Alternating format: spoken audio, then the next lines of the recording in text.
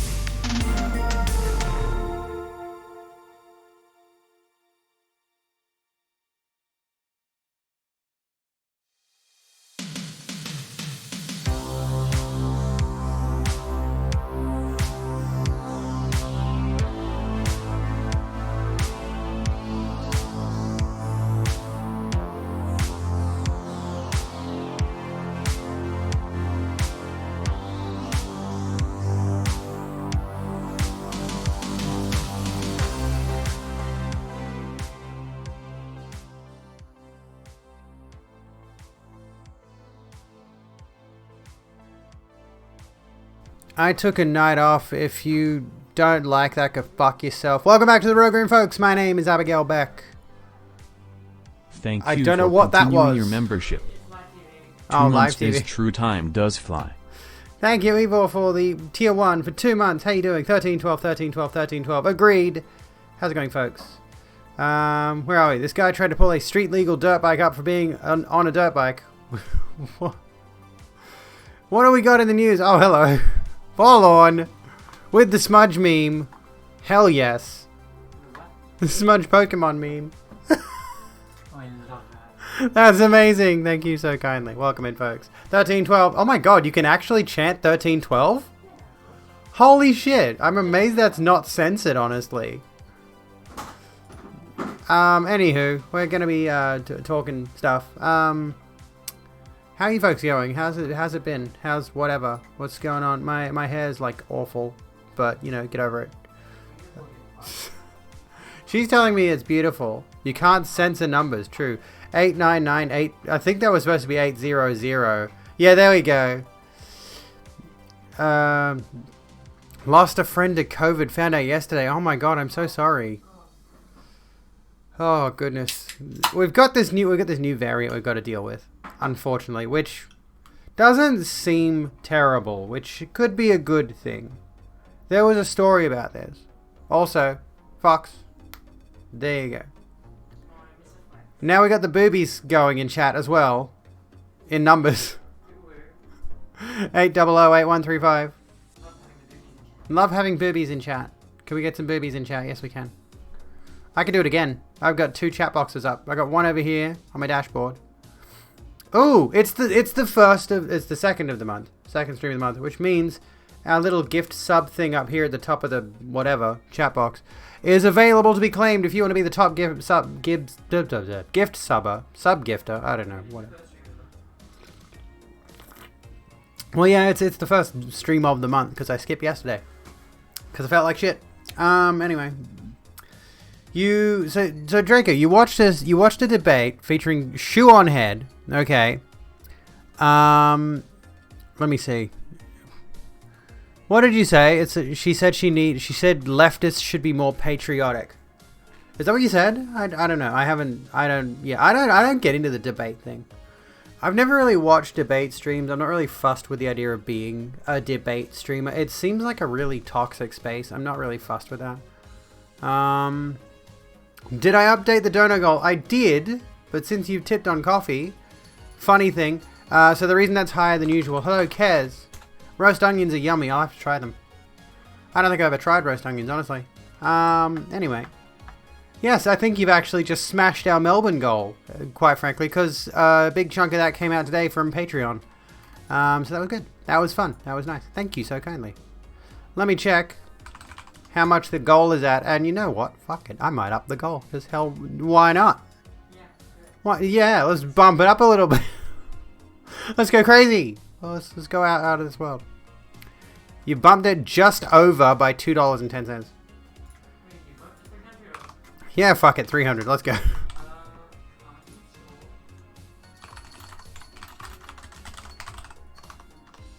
Yeah, we'll just Sup sluts, how's it going? What am I doing? I absolutely hate with a furious passion, the likes of which you will never be able to comprehend. Alright? When I have to enter a date in US date and time.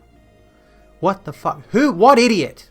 What moron? What imbecile decided the month should go before the day, which will then have the year following it? I don't care if you say shit like January 6, 2021. It should go day, month, year, chronological order. You can't install it. Can't install what? Oh, we can't install Dark Souls. A travesty. I don't know. Maybe I'll uninstall one of the other Dark Souls. My hair is amazing, thank you. Find debating stressful even when debating friends. I wouldn't even bother debating friends. Unless it was some dumb fucking shit. Like the pineapple on pizza thing. I would engage in that.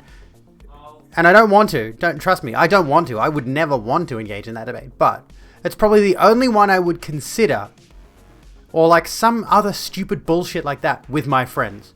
Because there is no fucking way I'm getting into politics with my friends. Because I know for a fact some of those people are idiots. I know for a fact that there's probably going to be some issue we're going to disagree on. Guaranteed. Like, I've had these moments, actually, with people I still consider friends. Where they've dipped into opinions where I'm just like, oh, yeesh, fuck, did you just do the whole strong men create good times thing? Hard men, hard men. In Japan, they do year, month, day, backwards, forwards, who cares? Yeah, can we have some consistency, please? You like mass debating? Okay, Kez. Well, I love masturbating. No, I don't. My cock hurts whenever I touch it. Anyway. Oh no. Oh no. Please no. Doom. Daddy Jordan Peterson is coming to Europe. Oh no, goodness. Tickets for his 2022 US/Europe tour beyond order. 12 more rules for life. This is the guy who went off at himself in a quote tweet. No, I didn't mute myself. For anyone who hang on. Who remembers this? Who remembers this? Did he leave it up? Please don't. He left it up! Okay, I think there's an explanation for this, but this is fucking hilarious. Let's revisit this. Alright, so. You bandy around words like racist to smear people without consequence for you, or so you naively presume. I defy you to find one phrase I ever uttered that is racist. Oh, there's a ton. You sanctimonious, slandering, arrogant, careless little prick. JBP getting triggered and going full on racist prick sounds like somebody needs a benzo, and here's the kicker in this whole thing. Come and say that to my face and we'll see who needs a benzo, bucko. He quote tweeted himself. Jordan Peterson. Now, like, with the context of this guy here saying that Jordan Peterson needs a benzo, obviously he's trying to respond to that guy further, but he's quote tweeted himself and made it look like he's trying to start shit with himself. Like, maybe he really does need another benzo or something. I don't know how benzos work, but ultimately, if it, like, just, this is amazing. This is perfect. Is this not an indictment on his boomer lack of knowledge of how Twitter works? What's a benzo? Benzodiazepam, isn't it? It's a type of prescription. Benzodiazepines, sorry. They're a type of painkiller, if I recall correctly. Basically, minor tranquilizers are drugs which slow down messages between the brain and the body. Other depressants include alcohol, cannabis, and heroin. Basically, he got hooked on benzos for a while, and he went to Russia to get rehab to get off benzos, right? This is the story. And then, like, he comes back, and his daughter Michaela has him hooked on carnivorous diet, so meat only, steak only, as far as I recall. So he's literally only eating meat, which is not good for the system. Human beings are not made to be carnivorous. We're simply not. Anyway. I will take your life and your worldly possessions. You may keep your soul. Oh, that's the most useless thing I own. What am I going to do with that? Basically, they make the brain go all bullet time and my brain go normal speed. Oh. Ooh. Ooh, should I try benzos? No, don't. We're good on that front. We're good on that front.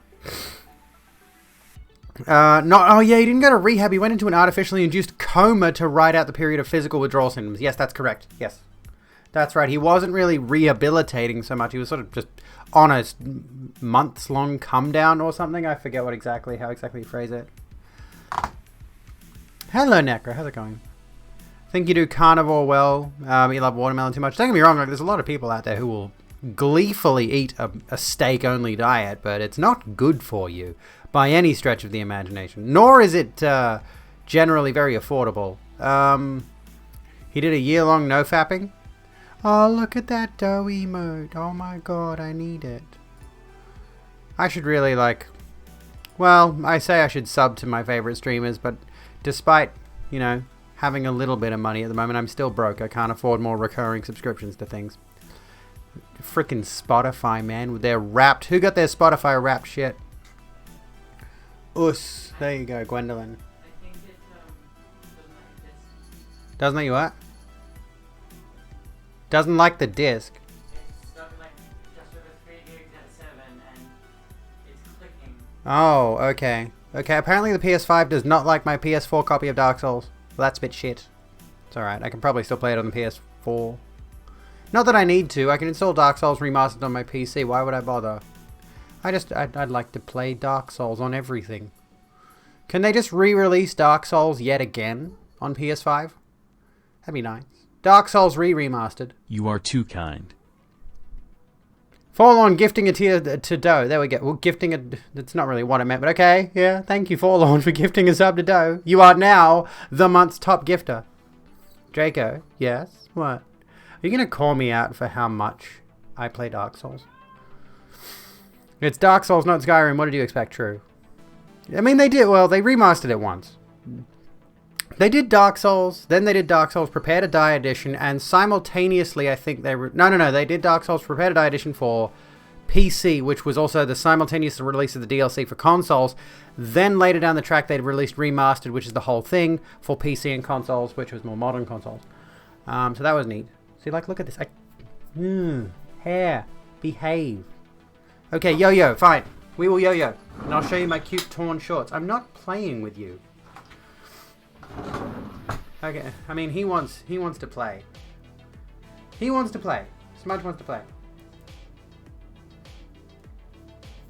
But he's not going to. Oh yeah, we got our Melbourne goal still going.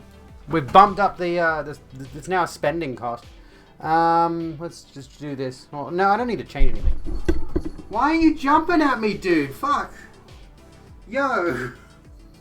Here's a bit of yo-yo for y'all. There you go. Oos. Can we talk about how fucking gender affirming being feminine is? Holy shit. Well, I mean, it would probably be gender affirming to somebody who wants to be feminine, which is yours truly. Do you want the yo-yo or not? Do you like the yo-yo? I don't think it like I might clean the disc. Pardon? I need to clean the disc. Alright. I won't do that tonight, so Yeah. I'm trying to get the cat's attention with the yo-yo. get a snake. Here we go. Get the snake roll. Yeah, bring the snake in. No? Hang on, I want to try something. Okay, ready? Oh, move forward a bit. Oh, there's a scratch on it. Oh no. Here we go. Look, ready? Let's see if we can get him. Can we get him into shot? Can we get him into shot? Ready? Cat yo-yo stream. No. Look at me. Look at my. Look at my. I'm gonna do the Kath and Kim thing. A little under the Hey, table Pepsi, actually what never do went I astray. say to you? Pepsi just contributed No, $10.59. So it's now at $2.12.69. Can we get some nice in the chat? Thank you so kindly, Pepsi Max. I don't know if it's Oh, you can't. So that I don't know if that's like from old one or if Not that's you. just the PS5 you've done it right now. Oh shit. Because it's possible that the PS5 just didn't like it and it kept. I think my PS5 has just fucked my Dark Souls remastered PS4 disc. Can we get some fuck PS5 in the chat? It's about that long, Yeah. but this part is really. Can you clean those discs anymore or no? Can you repair them rather? We're just talking about PS5 discs. 'Cause why not? Look at me go! Yeah, I mean, you try and keep it for another day. See? Yeah, we'll try it another day. That's alright. That's all good. Okay, I have enough copies of Dark Souls. You can't resurface Blu-rays. It's installed on the PS4, Yeah, it is. so you can do the transfer. Oh, it should be on there. Transfer. Yeah. Well, that's the whole thing. Okay, so the PS5 has fucked the Dark Souls disc apparently, so you know. There we go. There is snow flying through your window. We'll close it. Presumably you live in an area where windows close. I don't know. Miss Hut. No, my cat's a him. Well, actually, there's a discussion. There's a discussion, right? I was in Willow's stream a little while ago, and somebody mentioned her cat, right? And how she was referring to her cat as a him. I think a him or her. I don't know. referring to... can someone get rid of that stupid bot in my chat before I punch it? And yeah, have you asked how he identifies? Yeah, exactly. Some troll in chat literally brought up the question of like, oh, how do you know your cat identifies as a boy? You know, did you ask it? It's like, oh wow, congratulations. You've really owned us with that one. You really owned the trannies by asking, how do we know the gender of our animals? We really fucking don't. Like, there's nothing that really... Can you... like, between male and female cats, who's been around male and female cats? Can you tell any difference in gender presentation or anything of the sort? Yeah, okay, so who fucking cares? We call the male cats he and the female cats she, unless they suddenly start salaming us, suddenly talking like a muppet. Holy... Yeah, humans and animals are a little bit different. Crazy. It's hard with cats. It genuinely is. I can't tell. I've been around male and female cats. I can't tell the difference. Like in their behavior and their mannerisms, they all act the same. Joe Rogan's a fucking idiot, but if we drop that, he knows how to kick, as in actual kick, because he has martial arts training. So good on him. He's a cunt, but can fight. Yeah, I don't respect anybody who's a dumb fuck who can also throw a punch. Wait, which word do you hate? Cunt? I'll stop using it if you want me to, sorry. I guarantee if you greeted my dog with who's a good boy instead of who's a good girl, she would react 100% the same. Well, that's the thing. There's, as far as I know, there's some science behind that, like some basic pet psychology, which is like, if you, just speak to a dog in a, in a friendly, enthusiastic tone, it responds. If you speak to it in a demeaning, aggressive tone, it responds accordingly. Smudge, get out!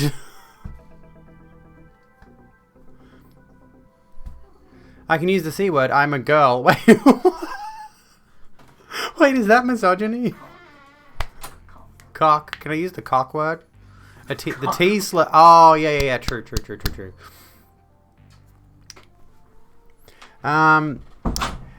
Doolittle never asks his animals how they identify themselves. Well, realistically, the T slur is a slur. I shouldn't use it, realistically speaking.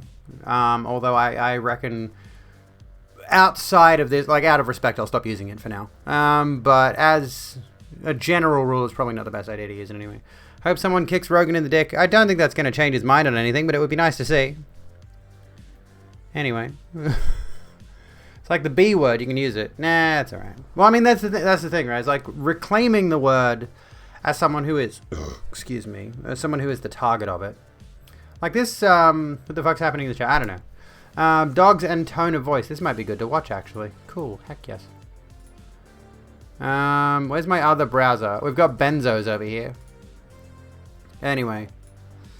Oh my god, the stupid bot DM'd me as well. Piss off, Ryan Live. This is the thing, is like, I wonder if that account actually is... Do you just remember a while back, right before the hate raids were happening, there were trolls popping up in chat and people were trying to ban their accounts and they were going to their account pages. And there was a Discord server where if you clicked on those accounts, there was a panel. Like, you know how you can see my panels down here? There was an extension available that you could install on your Twitch panels. And allegedly, right, if you were to click on those spamming accounts to try to ban them or block them or whatever, what would happen is it would just like take your IP or whatever other information it could grab from you clicking on that person's user, that person's account. And they were allegedly, I don't know how true this is, I don't know how feasible this really is, right? They were sending that information to some Discord server and perhaps like stealing accounts to just continue doing that sort of thing. This is not the first time I've seen a bot like Ryan Live, RYAN Live. That looks like the name of a pretty regular streamer account that might have been accidentally grabbed or whatever. I don't know. Like, I've seen a few of those where I'm just like, hang on, this account is like, it looks kind of normally named, so to speak. But I don't know. Yes, can you be non-binary and transgender? By definition, I think. If you're non-binary, you're technically transgender, but there are a lot of non-binary people who do not identify themselves as transgender. So, by the definition of transgender being just different to your birth gender, you could argue everyone who is non-binary is trans, right? Because they identify different to, i.e. trans, their assigned gender at birth.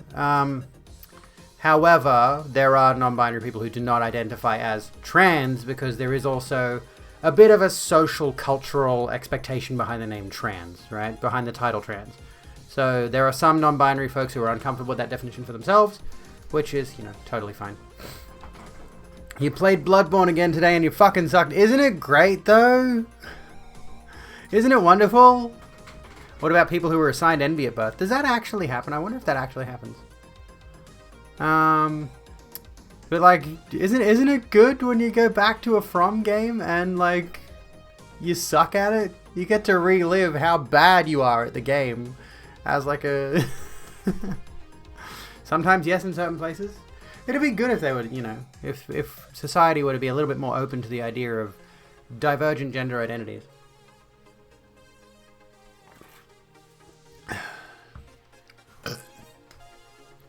Got mad and said it had objectively bad game design, but like I was hangry and liked the game.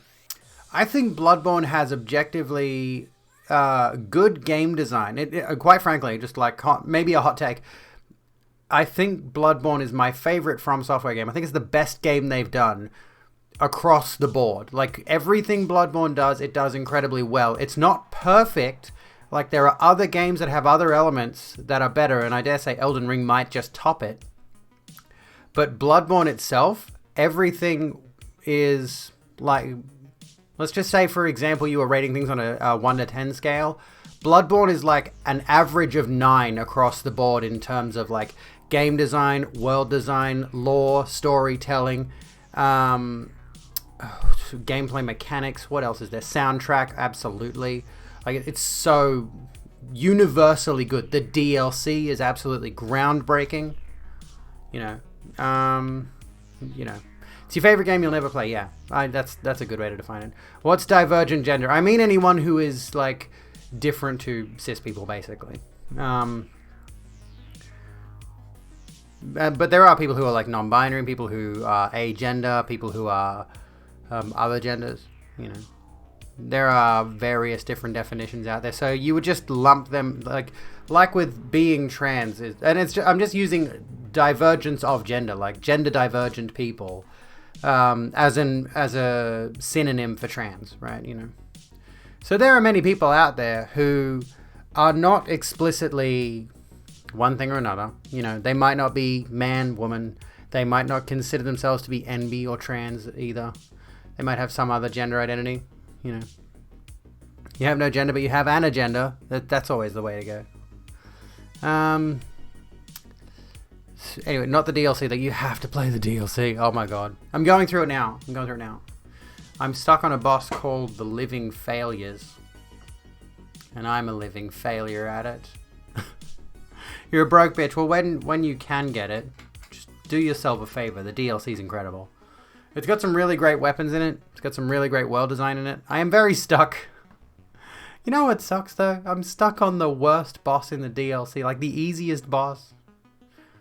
I want PC Bloodborne 2. I know. I'm kind of astounded it hasn't happened. It's a From Software exclusive. It's a Sony exclusive, sorry. And Sony has been pushing for more Sony exclusive games on Steam and such. I'm kind of amazed that Bloodborne isn't in there, in the mix. I am left wondering what that means. You're watching one of your best friends play through Bloodborne. It's the first From Software game since Demon's Souls that I'm actually playing it. You're actually paying attention to the game because, like Demon's Souls, there's actual story and things make sense to me. I mean, Dark Souls does have actual story, but I think the problem is like, I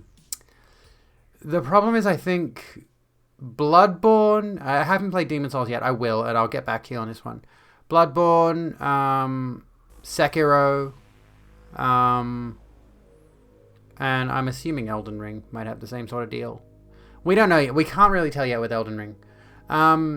But I think like at least with Bloodborne and Sekiro, they had a specific story they wanted to tell.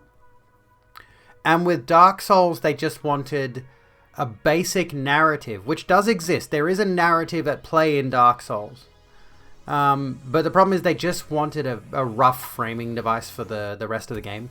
Like, they wanted to make the hard game. Like, they wanted to create the Dark Souls series, and thus its specific narrative elements are pretty vague and nondescript because the story is relatively unimportant in Dark Souls. It's there, it exists, there is a lot of depth to the lore, there's a lot of interesting ideas at play, but generally speaking, the gameplay and the world design is the front and center of it, you know? Bloodborne's visual is Lovecraft-esque, body horror. It's definitely a whole lot of like Lovecraftian, body horror, cosmic horror, all of that. Dark Souls has a world narrative. Yeah, it's a better way to put it. Whereas Bloodborne tells a story. Sekiro tells a story. Especially Sekiro, because Sekiro is the story of Wolf. Wolf is going on his adventure, right? So the difference there specifically is that he has his own dialogue, which is a lot easier to follow the plot when your main character that you're controlling has some agency in what's going on.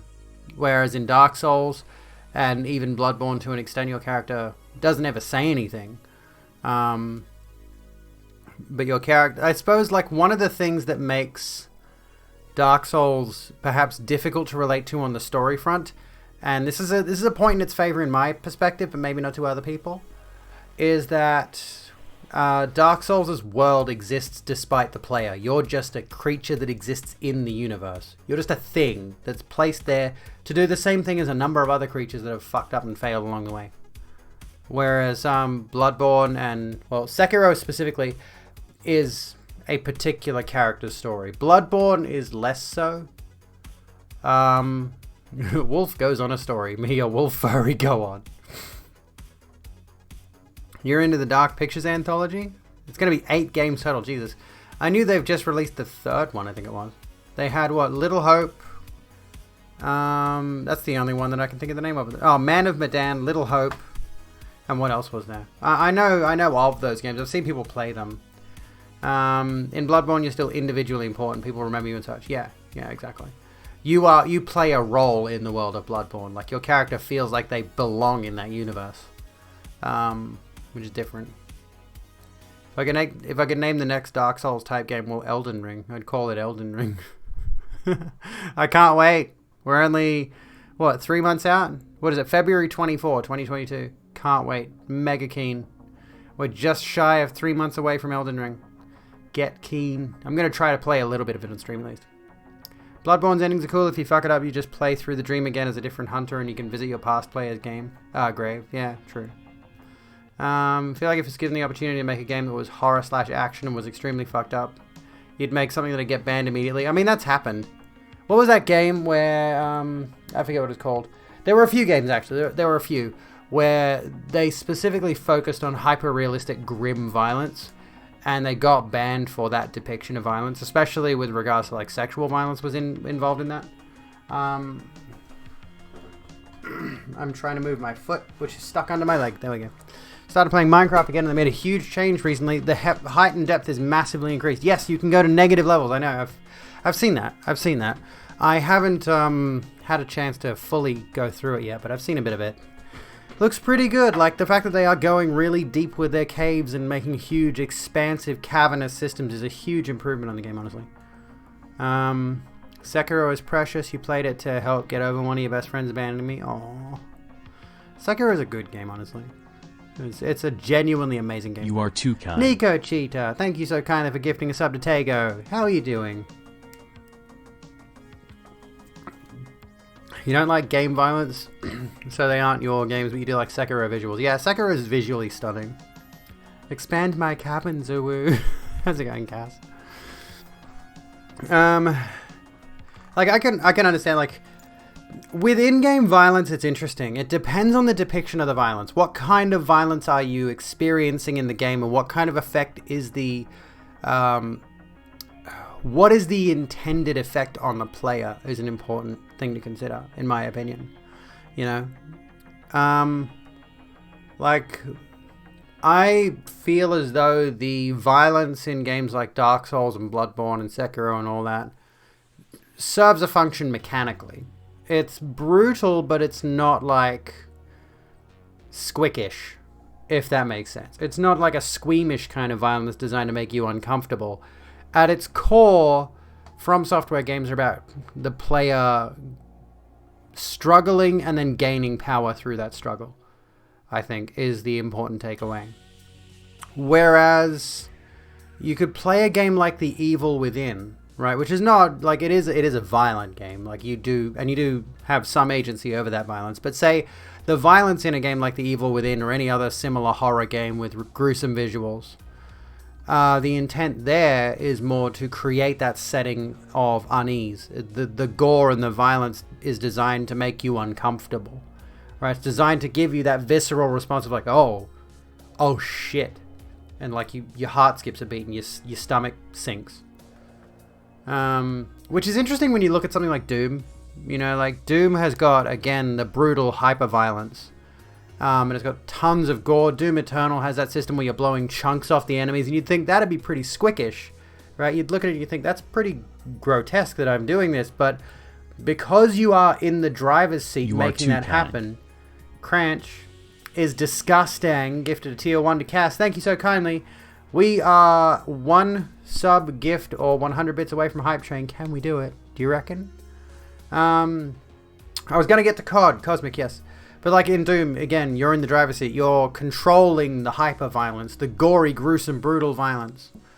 And it, again, even though you're seeing bits of blood and bone and organs torn from creatures, it's still that element of, you know, power. I am the one doing this. It's a bit of a Rambo vibe, you know. Who's seen like particularly like Rambo 4, I think it was the one that I saw.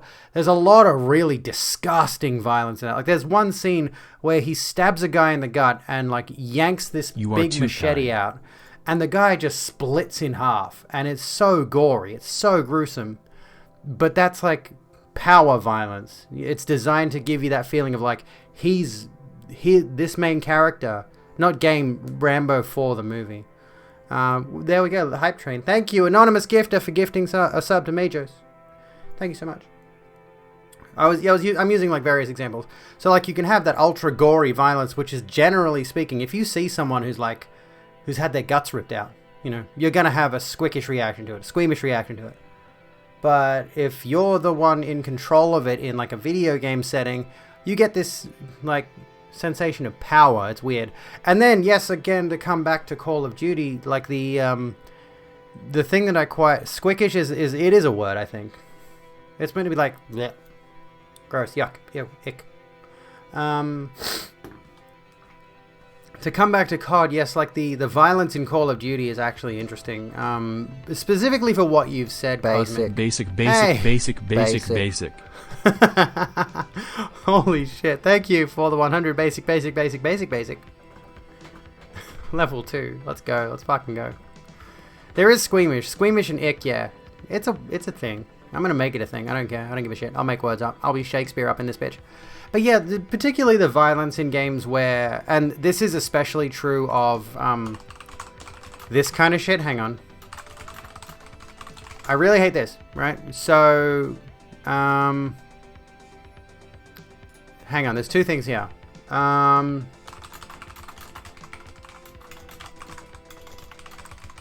Call of Duty, Battlefield, any kind of modern military shooter or any kind of shooter that's set during a real-world conflict is inherently going to be political. So the violence there is politicized, and the dehumanization of your enemies in those games is also inherently politicized. It's designed to make you look at the enemies as lesser. It's okay for me to shoot these people dead because I'm the protagonist in this story and they're the bad guys, right?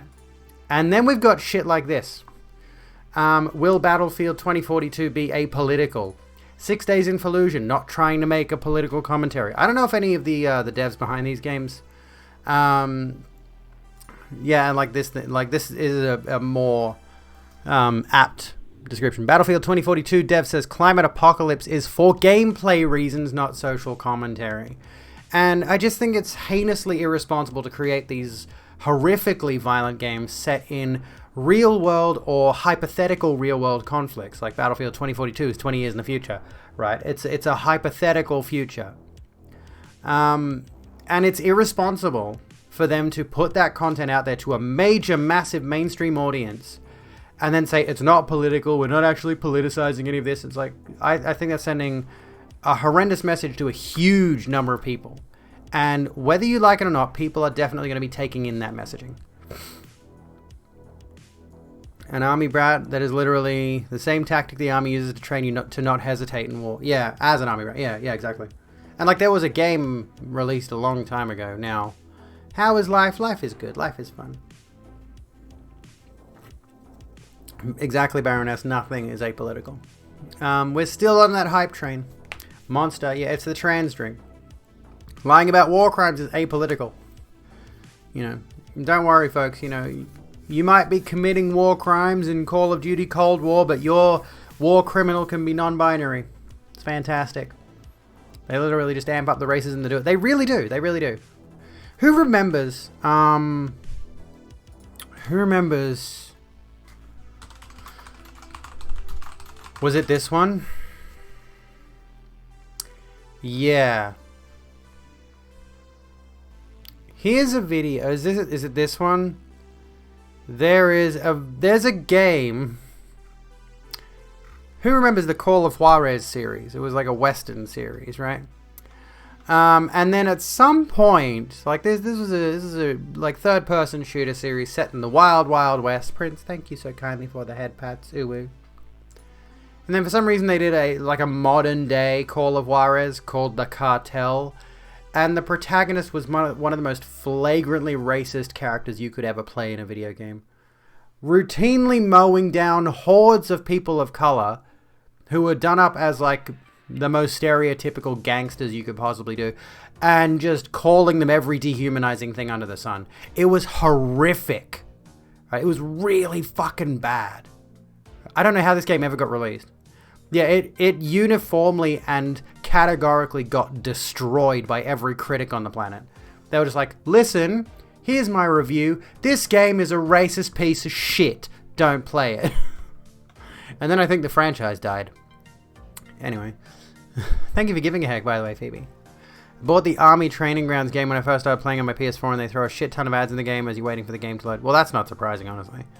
It didn't die? Oh my god. No, there's no way in hell I'm playing that game on stream. I feel like I'd get TOS'd even though it's, you know, game content. Oh yeah, that's right, Gunslinger came out. I think they moved to like, handheld. Was Gunslinger handheld? Wasn't one of the core plot points that were, that white women were being abducted from America to be trafficked into Mexico? I think so. Hey Mythic, how's it going? The Jenkins Report. What's the Jenkins Report? Because no, I have not. We might be looking into this tonight. I don't know. Here's an article on The Guardian. Let's have a look. An opinion piece. I have not seen this yet. We can take a look at that. Call of Juarez went through that game with Moon. It was the first game I did with that. Oh, excuse me. Lots of guns, lots of violence. There we go. Thank you for the hype train, folks. We probably off streamed. Is another creator. Don't think we need to portray the atrocities. We could watch this. If you folks are interested in watching this, Ziwa's just dropped me this link. The Nerd Cube show. I don't think we need to portray the atrocities. What do you think? 210221. Oh, you stupid American dates. Fucking hell, that legitimately confused me for a second. I'm like, wait, when was this released? What? Oh, it is. See? I'm confused because the American dates are now fucked with my head. God damn it. God fucking damn it. Do we want to watch this? What do we think? What do you think? We could have a look at this. This is relevant. This is topical. See, yeah, like now the American date system is in my head, and it's fucking with my perception of real normal dates. Content warning, yeah. Content warning for what specifically? War, violence, yeah.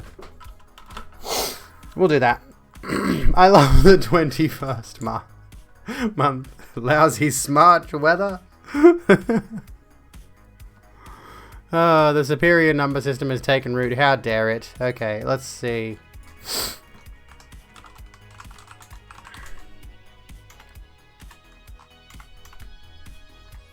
Here we go. I will change the font on this so that it's not... I mean, we'll leave it as impact font, but we'll change the size down to like 100. There we go. Can I turn that on? There we go. Is that good? Is that okay over there? That's probably fine, I think. Okay, let's have a go at this. Let's have a look at this, because this is topically relevant. It'd be worth talking about. Hello, procrastinators! This week, 2009, 6 Days in Fallujah was resurrected to be released later this year, and... Wait, this is from this year. Did it come out? Did 6 Days in Fallujah come out? They've got, like, what, the rest of this month? They've got 29 days to do it. Did it come out? It didn't come out. I wonder if the backlash to the whole thing of like, we don't want to make a political statement with our political army video game. I wonder if that, caused them to just shrink back into their shell and be like, oh shit, we fucked up. What do we do? Wait. What? Actually, a quick note here. The rest of this video isn't going to be very fun, and I'm going to talk about war, which... it's a right shitter. If you're having a nice day and don't mean to whittle all over that, then feel free to abandon this video and go watch the new Map Men video that came out like a week ago. You're scared. Very good. I do have content warnings up if you're scared of violence and war. 17 years ago, in 2009, a game was announced and died in pretty much the same month. It was called 6 Days in Fallujah and was set during 2004's very real Second Battle of Fallujah, a battle which I believe history books refer to as Peak Iraq War. Let's do some really quick... Fallujah, the place where Western and Asian cities, hostages were held, videoed and beheaded on camera, kept in cages and bodies dumped around the city. Not a political video game, by the way. This game is giving you cyberpunk vibes on the yikes scale, fuck. Maybe the game will be decent. It doesn't look it, honestly. Context here, and I mean... And even if it is decent gameplay-wise, don't buy it. Please have standards. Really quick. In the early 2000s, Bush and Blair wanted to do a war in Iraq, so they did a lie, said Iraq had nukes, and declared an illegal war on the concept of terror. For the next 8 years, 8 months, and... Never said you were going to play it. Fair point. I was just saying that as a general rule. Like, please, everyone watching, have some standards, have some respect for yourself, have some respect for video games as a medium. Do not buy this game if it ever comes out. 29 days, they did a war, killed a baddie with a mustache, and hundreds of thousands of civilians. About 80% of people now think that this war was not a good idea. A year or so into that war, in April 2003, US Army soldiers in the city of Fallujah fired into a crowd of Iraqi protesters, killing about 20 probably unarmed civilians. This made Fallujah not the most stable of places, and a year later, 4 private military contractors were beaten. I would say yes, any game that features the American military does need trigger warnings also. Haha, trigger, pun, lol, amazing humor, comedy. But the thing is, to throw back to COD, to throw back to Battlefield and any other mil sim game like this, kids are going to end up playing it. The unfortunate reality of the situation is no matter how many R18 plus stickers you throw on things, no matter how many legal restrictions you put on video games, children are going to end up playing them, which is incredibly disturbing, but it happens. Set on fire and hung from a bridge. America unsurprisingly took that personally and attacked Fallujah. They fucked it right up, left anyone they could find in charge and bailed. Damn the people right, they left in charge got woololooed over to the insurgent side, and they handed all the US's weapons over to them. Ding ding ding. Round 2.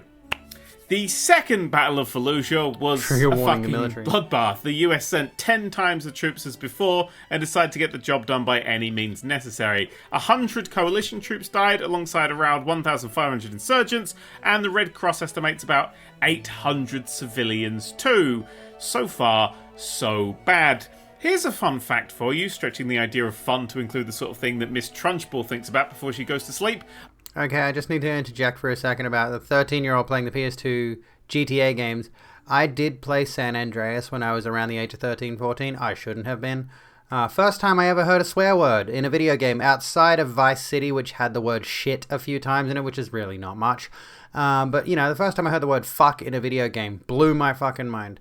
And then later on, I was mowing down people from the sticks, mowing down farmers and people from small towns and stuff with a combine harvester, and I thought the little chunks of meat coming out the back of it were highly amusing. Probably the most gruesome thing I'd seen in a video game at that point in time. Is this a COD game? No, this is 6 Days in Fallujah. A lot of people believe that white phosphorus was used in this battle as a weapon instead of as a smoke grenade type deal, like, for lack of a better word, normal. For those of you who haven't played Spec Ops The Line, a game I'll be referencing here quite a bit because it's specifically anti this sort of thing, white phosphorus spontaneously catches fire in the air and can chemically burn your skin down to the bone.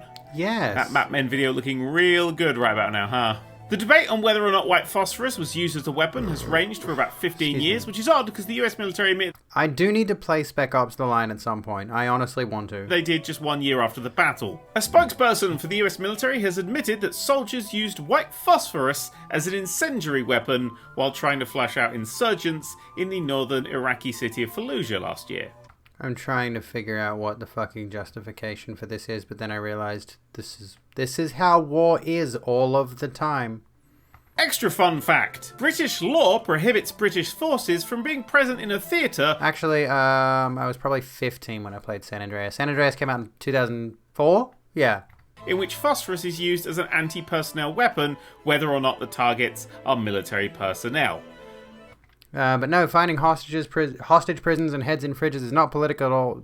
Not political at all. Yeah, no, not at all. No politics in that. And yeah, white phosphorus is literally a war crime. Not political, though. So, a lot of dead civilians, the use of white phosphorus, and, your friend and mine, war crimes. Anything War else? crimes! Yes! Years after the battle, medical research teams discovered an increase in infant mortality, cancer, and congenital anomalies or birth defects among children born in Fallujah. It was later discovered that enriched uranium exposure from munitions used in the war was either a primary cause or related to the cause Yes, technically tear gas is a war crime. Yes, absolutely. They use that on protesters. of the birth defects and cancer. Depleted uranium, which is, as it sounds, it's very dense, 1.6 times denser than lead, so of course people made munitions out of it, was used in the battle, and it has increased the rate of cancer in the area in children by 12 times the normal amount. This Jesus cocksucking Christ.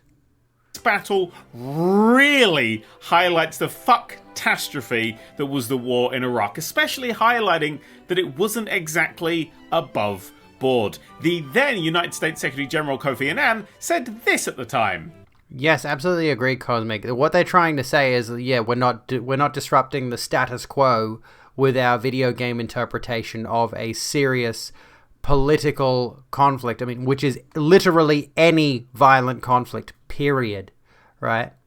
It's just that they, technically speaking, if you're playing this game, your modern day politics, your modern day perspective on what's going on right now is not going to be affected because those are not the issues we're going to be talking about, right? It's a clever way to dance around the fact that they are absolutely making a political piece of media, no matter which way you swing it. There's a good Steph Sterling video on this very subject. If we can find it, I'd love to show you. From our point of view, and the UN Charter point of view, Well, I mean, let's be honest. There's numerous Steph Sterling videos on the whole video games is political subject, but there's one in particular I'm thinking of. the war, was illegal. So, we've got an illegal war, a ton of context I've barely scratched, some real fucked up shit going down on the side of the good guys, again, not even touching the horrors that the insurgents were doing. Come in and see the good guys. Sorry, I'll stop. I think it's safe to say that this is one of humanity's darker days. So, of course, Konami tried to make a video game about it. Hey! Just 5 years after the battle, Konami announced they were making a game about this. Billed as a survival horror, it initially looked like it would try and tackle those atrocities. Did it? Did it fuck? Vice President Anthony Krutz told the Wall Street Journal that Konami was not trying to make a social commentary. This is the thing that pisses me the absolute fuck off about this entire thing, and was already mentioned by Nerdcubed, whoever it is that's speaking here at the moment. They absolutely could have taken this the artistic route and done the same kind of thing as Spec Ops The Line. They could have portrayed this. And is Spec Ops The Line an entirely fictionalized situation? I think it is, isn't it? Because it's designed to be like allegorical, metaphorical, right? They absolutely could have gone that route with this. but they instead decided to bitch out. By the way, Android, thank you for the coffee tip. Why is that bleeding over into my little profile thingy there? Anyway, so Spec Ops is totally fictional. Okay, so which, good way to do it. If you want to tackle the hard themes of real-life war conflicts, doing it in an allegorical, metaphorical, fictional sense. Entirely fictional situation. It's set in Dubai, and as far as I know, U.S. military has never operated in Dubai. There we go.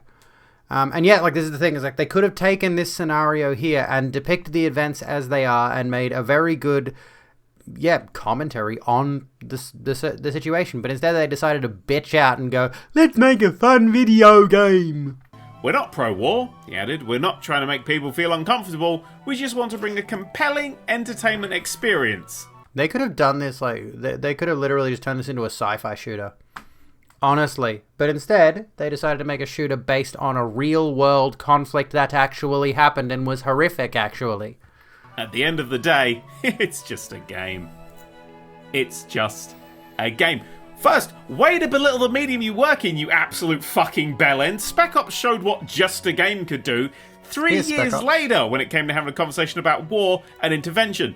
Not to mention This War of Mine, Valiant Hearts, 1111 Memories Retold. They each tackle the subject in their own way. Not forgetting DEF CON, which for my money is still the most chilling video game ever made. Uncomfortable is good. You don't learn how the world actually looks through rose-tinted glasses. Also, if it's just a game, why set it in Fallujah of all the fucking places? Was EA already working on their Tiananmen Square Match 3 puzzler? Oh, fuck, that is grim. Anyway, a few weeks after Andy Krutz spouted bullshit, the game was cancelled. Pressure from every side forcing it to collapse in on itself. Until today! Well, until this past week. Because, 6 Days in Fallujah is back. Coming this year and ready to tackle the difficult questions of war and all that fannying about that comes with it. In this post-Spec Ops and post-war on terror world where games with an anti-war sentiment can be highly regarded, I'm excited to see what a modern version of that idea looks like. Sterling Vid may be the exploitation of apolitical politics. Let me see. That might be it. Jimquisition from 2019. That might be it, yeah. And sadly, I'll have to wait for a different game because the developers of this one have announced that they spent the last decade doing nothing but spinning on their chair and going, whee! In an interview with Polygon on Thursday, incidentally, this Where else is okay? Sinjar Mountain, Araka, Kabul, Mosul. Kabul and Mosul are the only names I recognize, unfortunately. Polygon was fucking great. After the game was announced for a second time, he, Peter Tamte, head of 6 Days in Fallujah publisher Victoria, was insistent that developer Highwire Games will not grapple with the Hang on, there is a Famicom game where you play as the Nazis taking over Africa. The goal is to win to get personal congrats from Adolf One Testicle Hitler himself. What the fuck?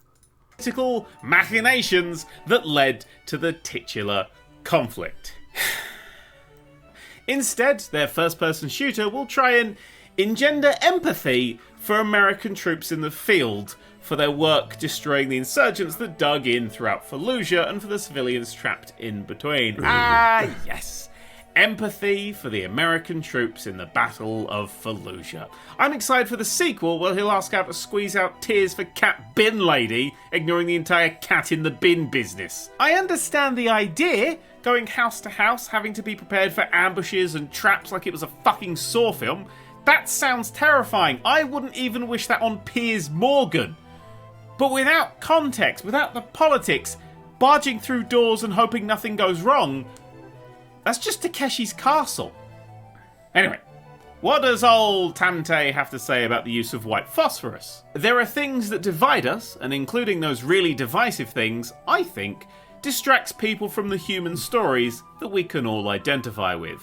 Now, the human stories of going into a developing country and committing horrendous atrocities? Now, the implication here is that the events that occurred in Fallujah were so monstrous that we'd not recognise the individuals involved as human. Tell me that story. Get me into the head of someone who makes these horrific calls. They don't have to be shown as a hero. I just want to know how they got there, why they think they're right. I want context.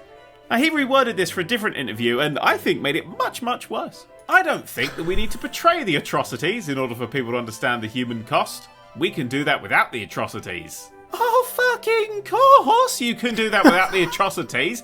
I don't know about you, but I think a Takeshi's character Castle, committing hey? atrocities is a harder sell, empathetically speaking. The relatable activity of burning civilians alive in their own homes. What, you haven't done that on a Saturday night? It's pretty fun. You should give it a try. Imagine having the fucking nerve to take atrocity. Okay, Slobodan Milosevic is a name I recognize. So Srebrenica, is where the massacre of Bosnian Muslims took place in the Yugoslav wars. Sinjar Mountain is where ISIS massacred Yazidis. Mosul is where ISIS committed cultural genocide by destroying ancient cities with power tools and dynamite. Oh, I see. He's out of a place that's basically known for its atrocities. Fuck, he's onto something here. Whip out the atrocities and you can make a game out of any event in history. Coming soon from Peter Tamte, Auschwitz Tycoon. And yeah, removing events from a historical event is very fucking political. It's trying to change the narrative of what happened historically. What was, categorically, reported upon, The fact, trying to remove the facts from, you can't do this kind of shit, If you're going to do any kind of historical fiction in any capacity, you need to have the facts all in order. You can't leave things like that out of it. It's being published by a Victura company. Is it published by Victura? Yeah, I think it's published by Victura. Yeah.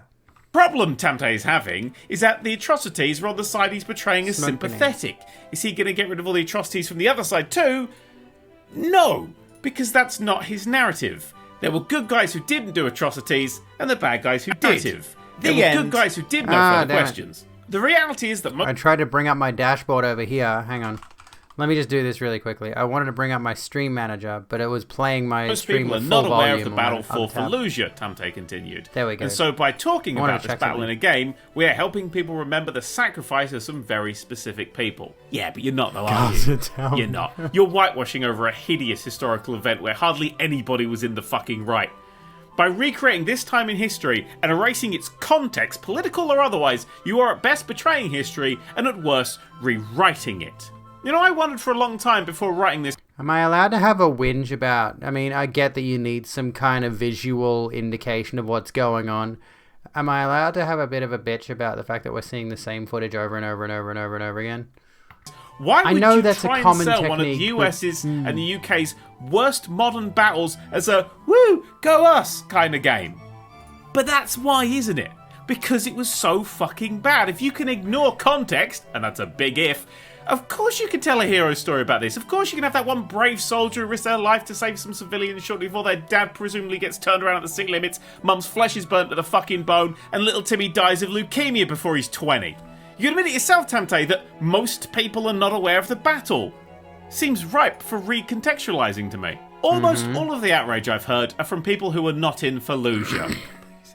Temte said, I think we live in a culture where we feel the responsibility to defend people, whether they want to be defended or not, on social media. And I am sure that there are people who are in Fallujah who will be offended. Yeah, he said that. Yep. This is the game in Fallujah where the US yet again committed war crimes. Yes, indeed, we're revisiting this because we've been talking about video game violence and the effects it can have and the different interpretations of violence in video games.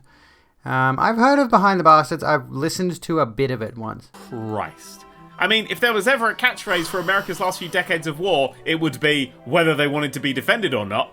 I also love the random stab at social media. It's just those darn kids in it with their TikToks and their Zoom classes and their want of history to be told accurately to stop the manipulation of past events, especially now as military services around the world are nervous as this is one of the lowest times of enlistment in history as kids grow up connected to people from all around the world and realise that aside from the cunts who run the show, we're not actually all that different and could probably get along if we had to flat share or something. Twitter is not a real place unless people compliment me. The bastards! To put it... I mean, I will try to play Spec Ops The Line on stream at some point. I do own it, don't I? And if not, I think Maddie owns it. I do think I have it on Steam. I just haven't played it. Mildly. Me streaming games is a bad idea, analytically speaking. I haven't done it in a while. The Battle of Fallujah wasn't a good time. A whopping 60% of the Refresh me buildings on in the the city Birkenau were guys. damaged or destroyed, and hundreds of thousands of lives were fundamentally ruined. The game is a reasons war for the crime, battle, it the is. events of it, the aftermath, it's all messy and complicated, and I've touched on just a fraction of a percent of it here. This wasn't even the end of Fallujah's story, with many more battles taking place, this time against ISIS, as recently as 2016. The second Battle of Fallujah should be a moment to look back on in shame, not celebration. This is a dark grey patch of history which should be approached with nuance and care. I'm not saying you can never make a game about the Battle of Fallujah. What I'm saying is that it should not be made by somebody who has a history of working with the US government, because Peter Tamte used to make training games for the military, in an attempt Oh yeah, I forgot about that little fun detail. to red, white and blue wash historical events. Oh, Birkenau is not a nice place for the Jewish populace of Germany in the 40s. Oh yeah. In fact, I can summarise all of this by simply playing an unedited bit from the end of the 6 Days in Fallujah trailer. I think we've done a really good job of appreciating service members. I think we've done a very poor job of telling the actual story of what happened. You said it, buddy. You said it. Holy shit! Oh my god, that was in the trailer? You're fucking kidding me, no way. You can't be serious. You have to be kidding. They're that self-aware and they did no. They literally admit it's propaganda, yeah. Just like to your face. Here's some propaganda, eat it up kids. Yum yum. America, good. I bet the people who made this game think that Team America World Police was a documentary. And it's fucking Muppets. Like, trailer be like, heads up, we're gonna fuck up, okay? Imagine releasing a trailer for your video game where you just actively admit you did wrong. Or you actively admit you just didn't do the job you were supposed to do correctly. I'm trying to fix my hair up because it's fucking pissing me off. And this game started as an attempt for a training sim, something like that, or the guy that they were talking about a minute ago worked on training sims for the US military. Can't wait for Prison Architect Concentration Camp Edition. Would you be surprised if they actually did that? I wouldn't be surprised, honestly. There's money in it. No, they did the job exactly how they meant to. Yeah, exactly. Like, if you're gonna just this is not a good way. This is not a good thing for me to say. Sorry. But if you're going to just flagrantly ignore the reality of political situations, please fictionalize your bullshit. Don't take a real world conflict and then try to play it off as like I was going to mention this. I don't know if I did mention this during the video, but it's like if they really wanted to make this game, they really desperately wanted to make this game, set it 100 years in the future on a fucking other planet that Americans are colonizing or some shit. If you want to avoid all the political hoo-ha, don't do a historical video game. Fictionalize the whole fucking thing. Do a Spec Ops The Line, except modern mill sim. I don't know. Metaphors are your friend, exactly. This is just so absolutely flagrantly tone deaf. Haven't heard anything about it since that video was roughly released, you know. I remember the hubbub about that. Good to revisit it. It's painful because kids will play this and not be able to understand why it's bad, even if they outright say it like they did. Yeah, exactly. Grand Theft Auto Okinawa. Goodness. Oh shit, I'm doing this wrong. I'm trying to like fix my headphones. What's the difference between... Oh, it's the difference. What's the difference between Schindler's List and A New Hope? Good question. I haven't seen Schindler's List. I don't know. Maybe they're exactly the same story. They're not. They're not. I know they're not. I'm aware of this. I'm trying to like... I want to fix this. I don't like this. This is annoying me. I'm being this person who is so fussy about her fucking hair. Schindler's List is about the rescue of Jews. Yeah, I know that much. I know that much. That's about it. Like, that's all I know. Liam Neeson. Anyways. Yeah. Video games. Video games and violence. How do we feel? Aside from... I mean... Like I mentioned before, let's just say they treated that game, right? Which it seems like they're generally trying to look at it from the perspective of, let's make a COD clone out of a real world conflict and then just dismiss any of the real world political context for it. which is horrendous. Now imagine if they did that, but they tried to make it like Doom-like. You know, where not only are you playing the role of a soldier in that war, but you're a hyper-violent super soldier who gives no fucks and everyone else just exists to be mowed down, which realistically is still the case. Yes, a game like you, Doom. Yes, exactly. Fallout Hiroshima and Fallout 2 Nagasaki. Oh, good lord. Video game violence needs context. It is more than just haha Middle East bad. It definitely does. Yes, exactly. Yes, exactly. George Lucas, the Vietnamese are the good guys in America are fascists. It's amazing how that messaging just goes way over people's heads. But that's the thing, right? Without the historical allegory, people aren't gonna hook into that. People aren't gonna see that kind of stuff.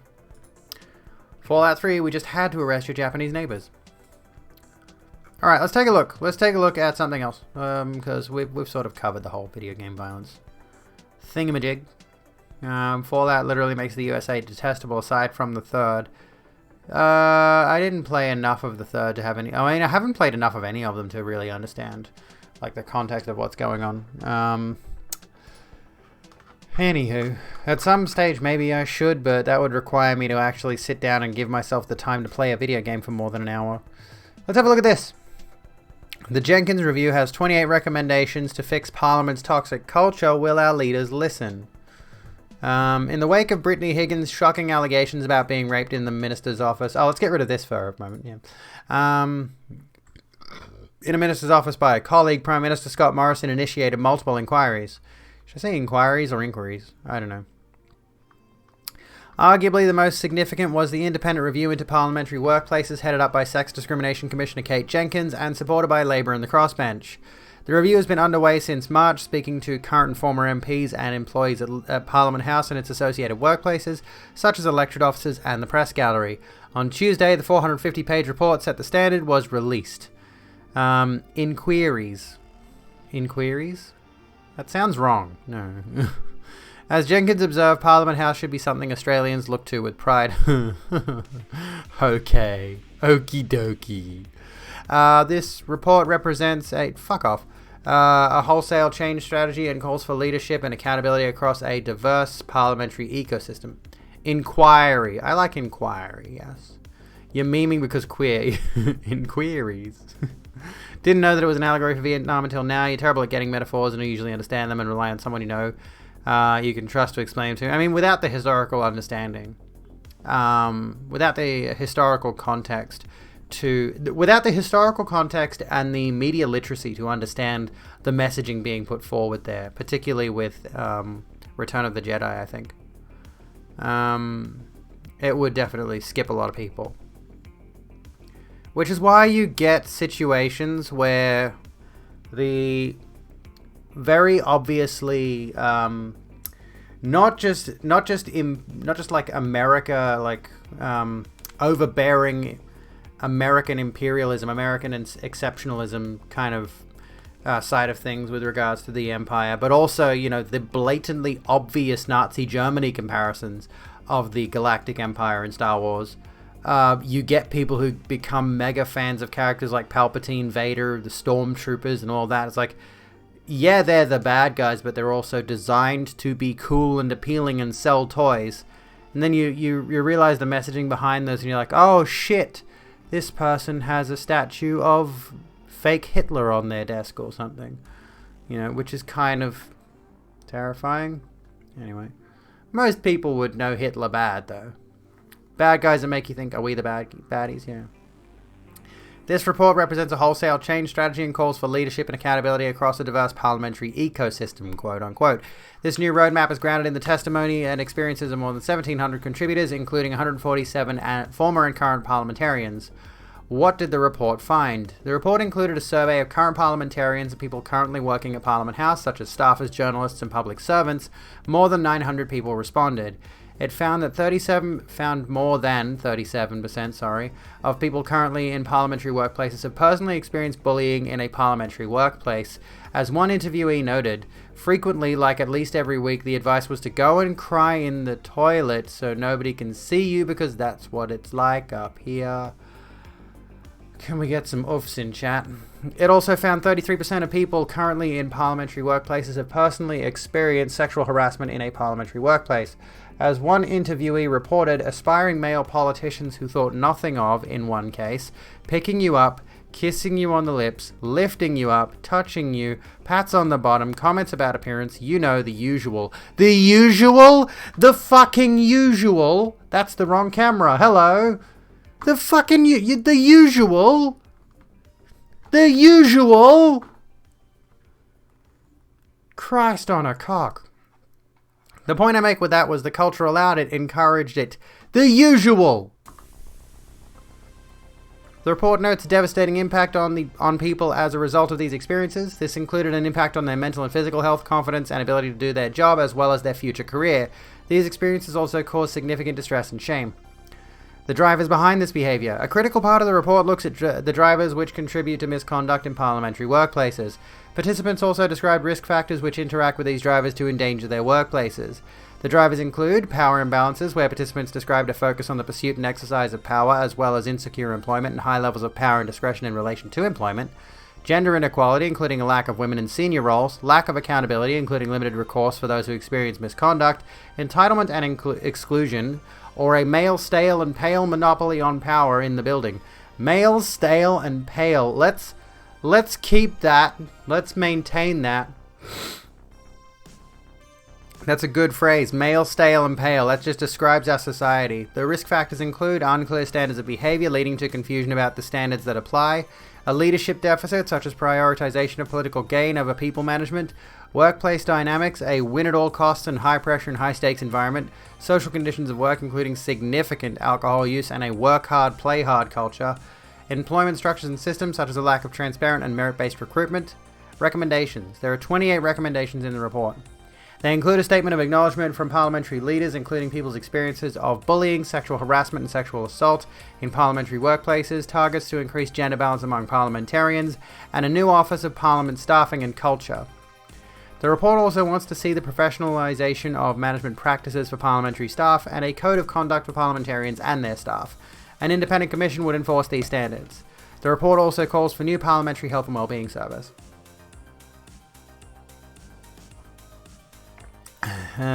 Get the greens in and watch them morph into the same again, pretty much. Stale is pretty, it sort of is, yeah, exactly. Where to from here? 2 key press conferences from Morrison and Jenkins accompanied the release of the Set the Standard report, but the change expected by the report requires much more than words. It requires concerted action. More the usuals, please. No more the usuals. Oh, goodness. Parliament now needs to endorse and implement a number of key accountability mechanisms to ensure that, as an institution, it ensures all building occupants are safe and respected at work. These include the Office on Parliamentary Staffing and Culture and Independent Parliamentary Standards Commission. In addition, the report calls on the Parliament itself to continue reflecting and thinking through appropriate changes. For example, the parliamentary work schedule is shown to drive a workplace culture that still values presence and endurance over remote working and flexibility. Sitting in the chamber at 9 p.m. does not necessarily equal productivity, particularly when it is propped up among political staffers with alcohol. There is no simple solution here. Some argue long hours in Parliament House mean longer periods away from Parliament in the electorate with families. Others argue the workday should end, as it does in other workplaces, before dinner. Jenkins recommends Parliament does its own review of the sitting schedule. Hopefully this will create buy-in from parliamentarians, but reviews like this have been undertaken before and have not led to cultural change. For this report to lead to meaningful change, everyone in the many varied parliamentary workplaces has to take responsibility for the systemic inequality that drives toxic workplace behavior in the building. Responsibility is not equally distributed, though.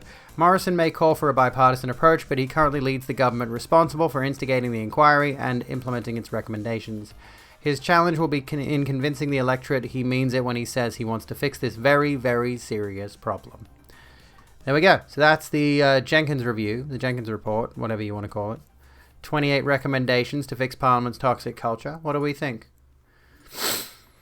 With great responsibility comes great stale mail ale. Yeah, exactly. When are they going before ICAC? That was a thing that we were supposed to look at recently, and I forgot to check into it, actually. My fault. The usual shit, yeah. Yo, your bitch hasn't shaved her armpits in a bit. What's up? You like it? It's a vibe. Anyway. There we go, though. That's, fuck politics, because we all know nothing will get done without actual action, and nothing will get done with the LNP in power. True. Yeah, here's me just casually flexing on you. What's up? Oh. Makes me think some political jobs in here in which being able to brawl and swear is a good part of the experience. Some people would probably genuinely endorse that kind of political model, which, you know, doesn't shock me by any stretch of the imagination, but, you know. Proof that dogs don't know what you're saying. Okay, let's have a look at this. Let's just have a bit of levity from brevity. Levity. Joseph Gordon-Levitt. Let's have a look at this for a moment. Proof that dogs don't know what you're saying from TikTok. All right, this is an experiment to prove that dogs really don't understand what you're saying. They just go off your emotion and your face. See, I can come over to Mr. Ben here, and you see he's doing very well, tail's wagging, he's nice and happy. But if I turn around and I start telling him just how much I love him, you are the cutest thing in the entire world, I love you more than anything. You see? Nothing. But if I turn around and go, I'm stupid, I fucking hate you, I hope you die in a fucking... yes, I do. I hope someone shoots you in your fucking face. He's fine. Okay, that's good. That's fun. Okay. Here, floof. Oh, good. That's good. That's good.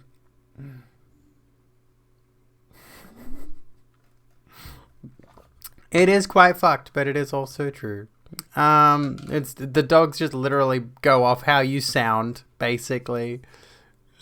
Communication is key. Oh, goodness me. After war crimes in video games and New Parliament House, that was funny. We had that sitting there in another tab for a minute, so I thought we might as well give it a crack, hey? Oh, for God's sake. Can someone tell Twitter to stop unfollowing someone from my account? I don't know how this keeps happening. I'm trying to maintain a 1312 following, and it keeps unfollowing. It either keeps unfollowing an account or it keeps following an account, and it doesn't stay at 1312 consistently, mate.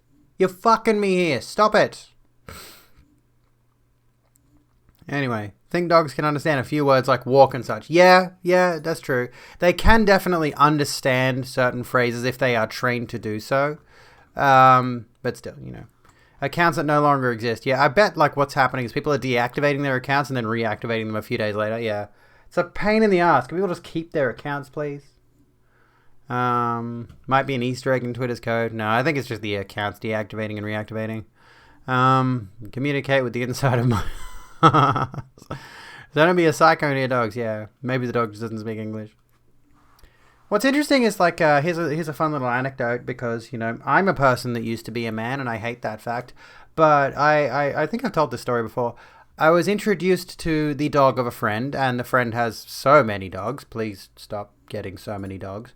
But this person had one dog in particular that had been traumatized specifically by men, or at least by a man. So they had a visceral response to any men that they didn't already learn to trust over a long period of time. And when I first met this dog, and I'd been transitioning for a while, I looked effeminate. I looked like a girl, still do. The dog recoiled in horror at me, and that was kind of hurtful, actually. I get it, but it's like, you know, it's like it's poor dog, but I'm not a man. Don't treat me like one. Used to tell my kitty how I'm going to put her in the oven, and over and over while sounding really sweet.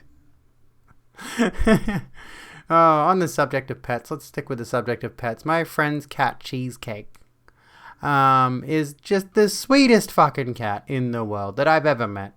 I've never met a cat so affectionate.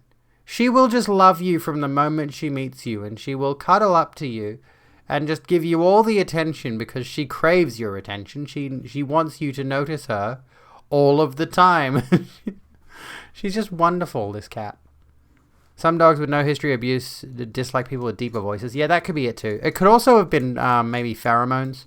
Like, pheromones are definitely a thing, but those are affected by hormones. And by that point, I should not have had any, you know, sort of male pheromones emanating from me. They can tell. They can smell you. They can smell certain things. I hear you. Field dogs also recognize people a lot by smell, while HRT will change how they perceive you. It might take a slight while. Yeah, true. So that's the opposite of the house story. What's the house story? Anywho, there's that. Had I recently eaten garlic? I want to eat some garlic, actually. I should get some garlic and have some roast garlic for tea. Favorite internet cat? We could do cat stuff. Is this... Oh, yeah, Mugu. Is this...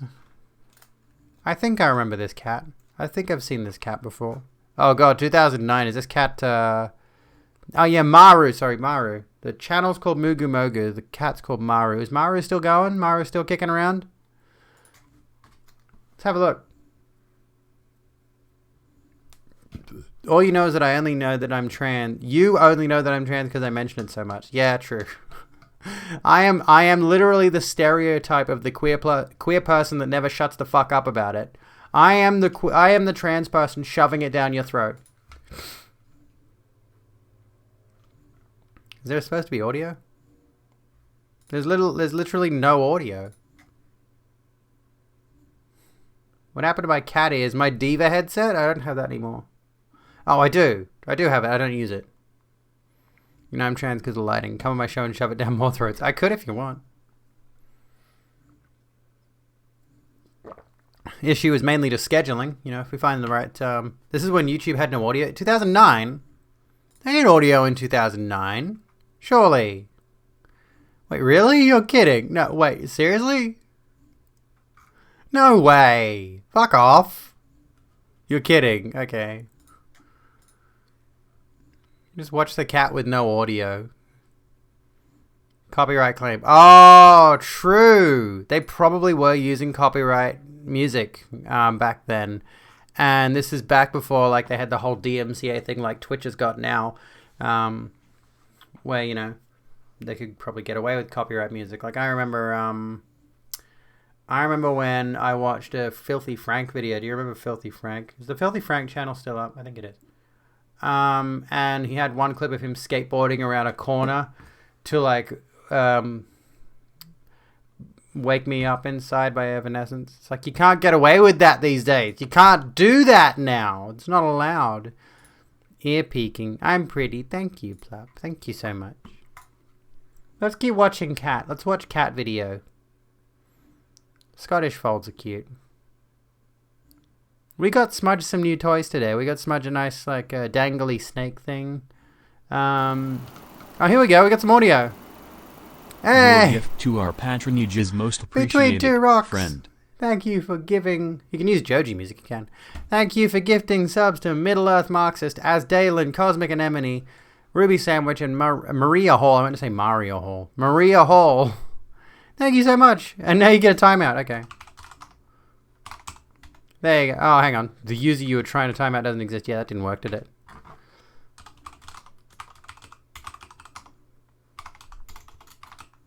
There you go. 60 seconds. Sit in the corner. Thank you so much. I appreciate it. You can link a video of a cute animal. We can look at cute animals for a bit. Then get some news done. Such kind gift as you folks give me so much. Goodness. I know I'm actually really hot. I am super, super hot. It's kind of crazy, actually. Although my hair is sitting flat as fuck. It's annoying me. Time for work. Radio. Have a good time at work. I love a washroom. Actually, on the... Oh. Smudge has never done that. He gets in the bath, though. He gets in the bath. He'll lick the bin. If I put a bag in the bin, right? I've got a little tiny bin down here. He'll lick the bag. Yeah, he'll lick the drain in the bath. I'm gonna just leave our music going since this has got generally no audio. We might as well like. There's a bit of like recording audio. Oh god, that's loud. Jesus. I'm a massive inspiration to trans folk. Oh, thank you. A little while ago, there was a video on Twitter of a bunch of dogs chasing a giant blue ball around a muddy field. Oh, we're watching a cat. We're watching Maru. We're watching Maru the cat. Loud vacuum. Oh, I love when they do this sort of stuff. That's fucking adorable. Oh my god, yes. I need to do that with Smudge. Loud. What the fuck? Cats are fucking dumb. Why did we decide to domesticate these fucking idiots? Jesus Christ. Oh, shit.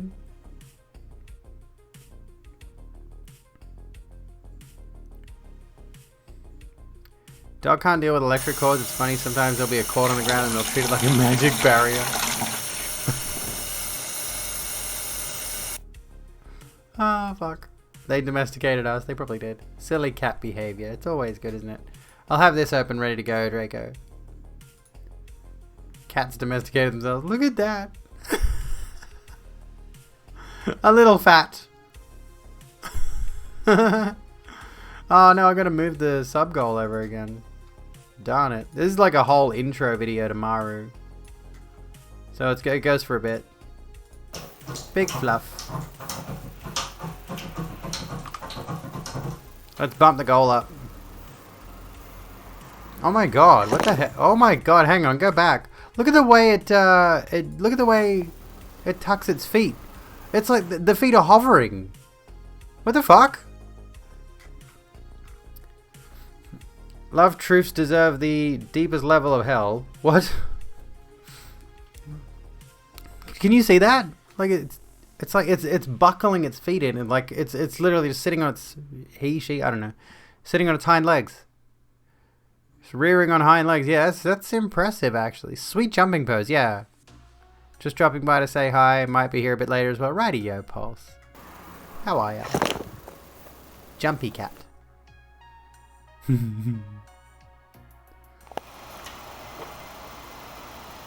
Oh, that's a good idea actually. Getting a little toy on a bit of fishing line, so it's like hovering. That'd be great actually. There's an idea.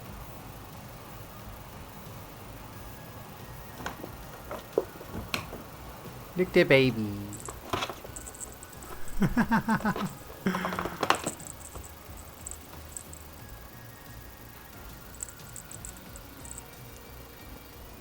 Deadly creatures. I love a box. Here we go. Everyone's favorite. I should try this with Smudge. I don't know if I've tried this with him. No. I don't think I have.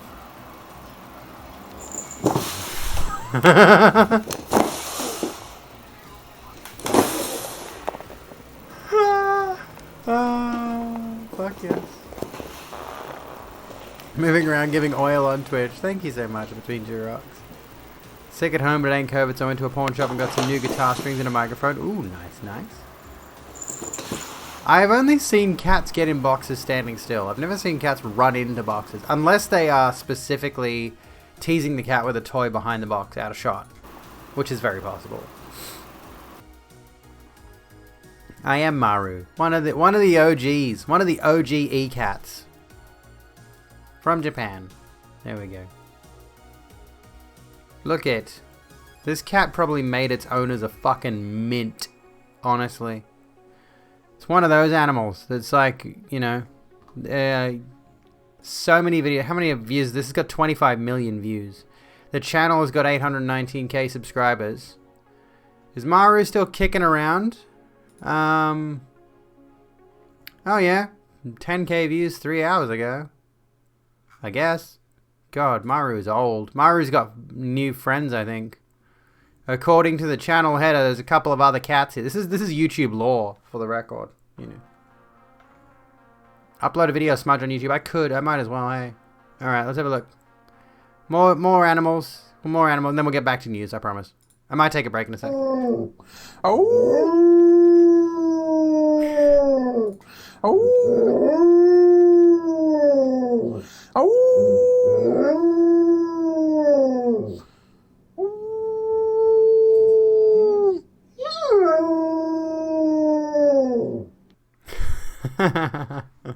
Yes, we love it.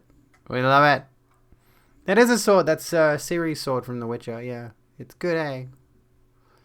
Okay, so we might take a quick break there. We're at the halfway mark, and we'll come back very shortly and do some actual news stories. We've got some actual news stories here. We've got some mainly Aussie news, but I am interested in talking about Amy Coney Barrett's absolute lunacy. And let's see. What else? There's a conversion therapy bill. Conversion therapy ban. in Canada, which is, poggers.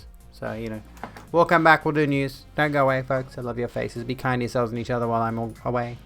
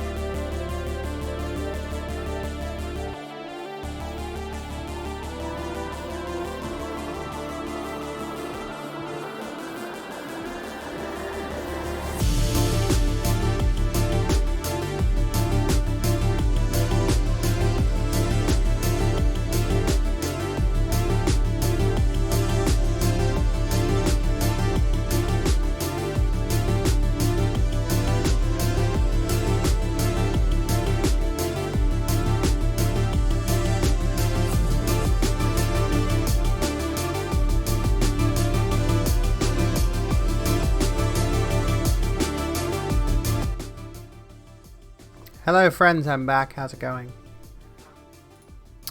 Good night. So who's left? I saw that Echo's left. Good night, Echo. Sorry if I just missed you or what have you.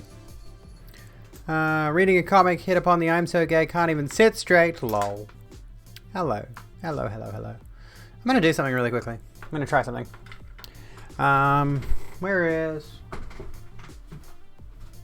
This is annoying me. I'm sorry, people.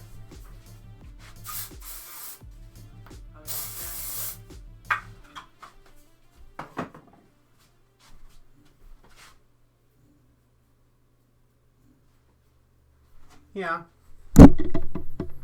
Just like smacked my damn chair into my microphone without even thinking. Putting some fucking dry shampoo in and trying to make this not look so shit. It's annoying the hell out of me. You're like a bad colonialist. You can't get rid of you easily. There you go, forlorn. Where's my ring? Bang. There you go. Finally pushed yourself to clean up after a month of laying in bed with love sickness and shaved yourself. On a whim, you decided to say, hey, why not shave my torso too? And you hated it. Oh, no. Oh, oof. I mean, kudos to you for getting up and cleaning up, I suppose. That's a start. That's always good. That's always fun. There we go. So what are we even talking about? Have I missed anything while I was away? Well, you folks didn't go anywhere. You found this. Okay, what do we got? You found a Twitter. You found a Twitter. It's not just dogs that like to chase balls. It's also chasers. Oh, got him. Let's have a look at this. There's a cow. I think I've seen stuff like this before. This is highly amusing. Go cow. Get it. Do it, mate. Hell yeah. Fucking go, son. Nice, nice. That reminds you, what do you got? You feel clean, but now you thoroughly realize how doughy and fat you are. Oh, I'm sorry to hear that. I mean, body image issues are a fucking pain in the ass, aren't they? Excuse me. Excuse me. Oh. Okay, there we go. Haha ball, and then you got the regular cow emoji, which if you hover over it on PC, you don't actually see the little code for the emoji because it doesn't actually have one. It's kind of wild, that. We've got some news stories we can cover if you folks are interested. I did want to cover the conversion therapy one, which is kind of based. About to put yourself through a world of hurt with these Epsom salts and Ingroperonigran. You don't know what the fuck's wrong with your toe, only that's red, sore, and infected. Oof. Goodness. That's not good. Definitely get that checked out. The stakes have never been lower. Cows like music. I mean, I shouldn't be surprised at that. Grazing cows listen to accordion music. Let's have a look. Turn this down a bit. Especially if you've struggled with it your whole life and got singled out as a fat kid, even among your own family. Well, yeah, definitely. That kind of stuff sticks with you, and a lot of people really just expect that you should just get over things that have traumatized you when you were a kid. Looking very pastoral. What, me? Pastoral? Look at these cowsies.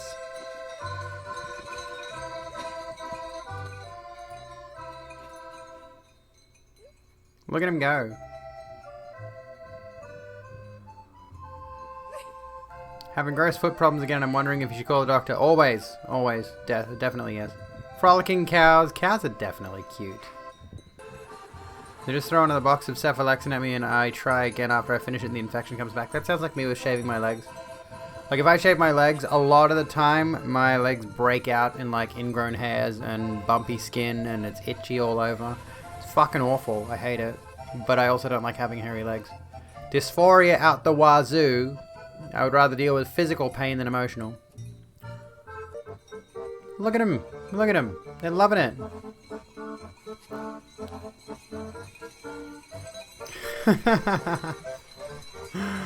Oh, this is great. This is wonderful. Feet are definitely important, yes. A lot of folks who have never had a hard weekend love to say folks who just ignore societal standards. It's either that or their trauma has hardened them enough that they refuse to express emotions. They just internalize all of their negative emotions, and they refuse to express them out of fear of encountering more trauma. Right? Honestly, that seems to be the case. I don't know. I'm not a psychologist or whatever, but you know, seems to me that there are a lot of people that do not cope with their trauma well, and then project it outwards and restrict a lot of their other emotional expression. Going to utterly steer you nuts with my disgraceful cow-related puns. You cannot hide from them. You could have just left hide as H-I-D-E, honestly. Wax. I should do waxing. Look at the cows. Hey, llama. What's going on? You're worried that the growth isn't granuloma or paronychia. Doesn't look like any of that. Worried it's more gestures at the crab star sign. Ooh, I hope not.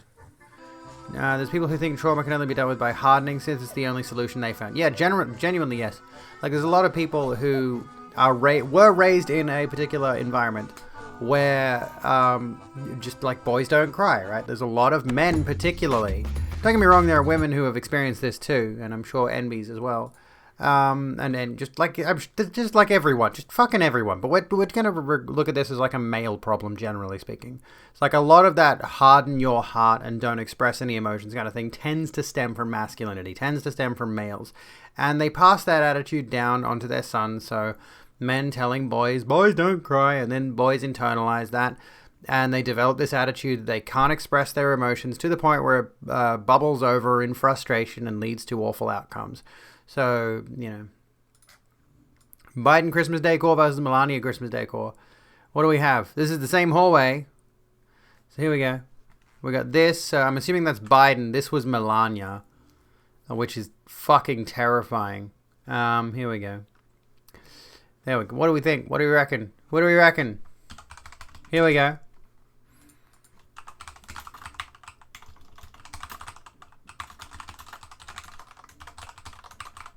Who's got better Christmas decor? Biden, Trump, go. First one's better? Go for it. But vote. Now, you got a minute. You got less than a minute. Go. Vote, vote, vote, vote, vote. Use the poll. Use the poll function. Do it. We're trying to get engagement here. I don't think that actually relates. That doesn't affect anything. Doing polls doesn't affect anything. Pardon? Oh, you need to see it. Okay, here we go. Here we go. Biden, Trump. Am I vegan? No. Sorry. I should have kept it up for longer. Don't put Trump as a name. I mean, Melania Trump. You know. Kind of dig Melania's. This is Halloween Jack Skellington decor. Oh, well, here's Melania's one. And here's Biden's one. Trump one's too dark. It's too dark for Christmas. It would work for Halloween. It's too grim for Christmas. Look at the shadows on the ceiling. That's unsettling. It's not terrible aesthetically on its own, but it's not a Christmas theme. Oh shit, the votes still go. There we go. Trump wins, apparently. That's gross. Okay. The fuck are those trees? Horrifying as what? Trump wins. Trump wins FFS? What a bastard. I want FFS. Where's my FFS? Come on. Fuck this shit. Jesus. Fucking rich people. Anyway, where were we? Don't want to vote Trump even here. You're actually a fan of Melania. It's less Santa Claus, more Krampus. Understandable. Am I vegan? No. I've tried. I gave up. Honestly, I understand the cause. I realize the ethical concern involved. I realize why people would go vegan. Pardon? Stop the count. I demand a recount. We literally just didn't vote with Biden versus Trump. It'd work as a Christmas Eve, maybe, if the lights changed, yeah. Anyway. Trump also won Finasteride. What's... That name is familiar. What's that? I have Finasteride. Oh, you do? It's the blue one. Oh, it's that one. Stop the steal. I think. Oh, okay. It's like a different version of But meat is meat. I mean, this is the. I was thinking about it. Funnily enough, I was thinking about the whole veganism thing earlier. No, I have. Yeah. Okay. I was thinking about the whole vegan thing earlier, and like from an ethical perspective, I understand where they're coming from. I understand. Pardon? Okay. From the ethical perspective, I understand why people turn vegan. Right? I understand like the political perspective of turning vegan because of the horrific animal abuse industry, which kind of is ingrained in our society, generally speaking. Hard to avoid it. But on the other side of the discussion, like there are many people who are just like, oh fuck you, I'm gonna eat meat anyway, which is kind of just stupid and dismissive and doesn't take a stance at all. It's just contrarianism for its own sake. And then there's people like me, I think, who have this, I guess, unfortunate perspective that there's very little individual activism can really do in that regard. I know it's still like a bigger social movement than just a few people, but it's also, the thing is like veganism is being capitalized upon now. So there is progress being made towards lab-grown meats, but as it stands, you're going to find it difficult to change billions of people's minds about eating a steak or a chicken fillet or something, Many of the reasons for being vegan are also well served by just eating less meat, like working towards it, yeah. I don't think I eat as much meat as I used to these days. In the end, just don't be a dick. I've met so many animal rights members in Australia, yeah. That's basically it. Like, if you are specifically antagonistic, which I won't lie, I've seen, and this is like maybe an optics issue with the vegan movement. I've seen a lot of vegans who have definitely got a very aggressive stance about it, which just deters people, and I'm not exactly a good representative for any kind of political movement. I am an aggressive cunt, but there are people who will put themselves at the forefront of the vegan discussion. They will make it so that they are I the... see you Hey, brought Rukusa. guests. Welcome. Thank you so kindly for the raid. friends. Mano Joe Carbstrong. I do not, actually. A lot of them are crystal moms and flat earthers. How'd your stream go? What'd you get up to? Here we go. Have some pretty colours. Let's do some pretty colours. Enjoy the whopping one viewer. How was your stream? What'd you get up to? Where's my thing? Where's my lights? Where's my lights? I can't see them anywhere. There they are. There we go. Played Skyrim. Died a lot. Nice. Doing a particular kind of run. Legendary run. Hardcore run. What are you getting up to in there? Kosher is not easy. Very few places outside of heavily Jewish areas cater to that diet. Oh, I can imagine, yeah. Eat more meat. Let's just have a good meal. I eat meat to get over the damage done to me by keeping kosher. Oh, I understand. Don't call yourself a cunt and self-promote. True. It's one of those gangs. Oh, he's been all over the world. Even went to one of his Silence for the Voiceless in Lisbon. He was one of those gang/teens that drank a lot and did lots of shit. Oh, I see. I've never heard of him. Yeah, true. Maddie is my biggest fan. Ziwa. Trying to get further than level 2. Oh, goodness. Can you self-promote your Thai model cunt? Jealous. I wish I could afford to go over to Thailand and just get it done. Just get sorted out. I don't have the money for that. I feel like being a cunt is part of Abby's brand. It really is, though. Don't even need the J/K in there. You It are legitimately too is. kind. Hey! Anonymous gifter. Thank you for gifting a sub to Ruka-san. Anonymous, whoever you are. Snip it out, get you some HGH and some B12 shots. You don't cut the cock off. They invert it and they move some bits around. Right? That it's not a... They don't, like, actually... Anyway. Oh, goodness. It's astounding how many people... Oh, you're talking about vasectomy. Well, yeah, true. I want to get... The vasectomy is not the same as an orchie, is it? No. No, it's not. It's different. Vasectomy is just tying tubes. Oh, yeah, true. Vasectomy is just a tube tie, isn't it? Yeah, it is.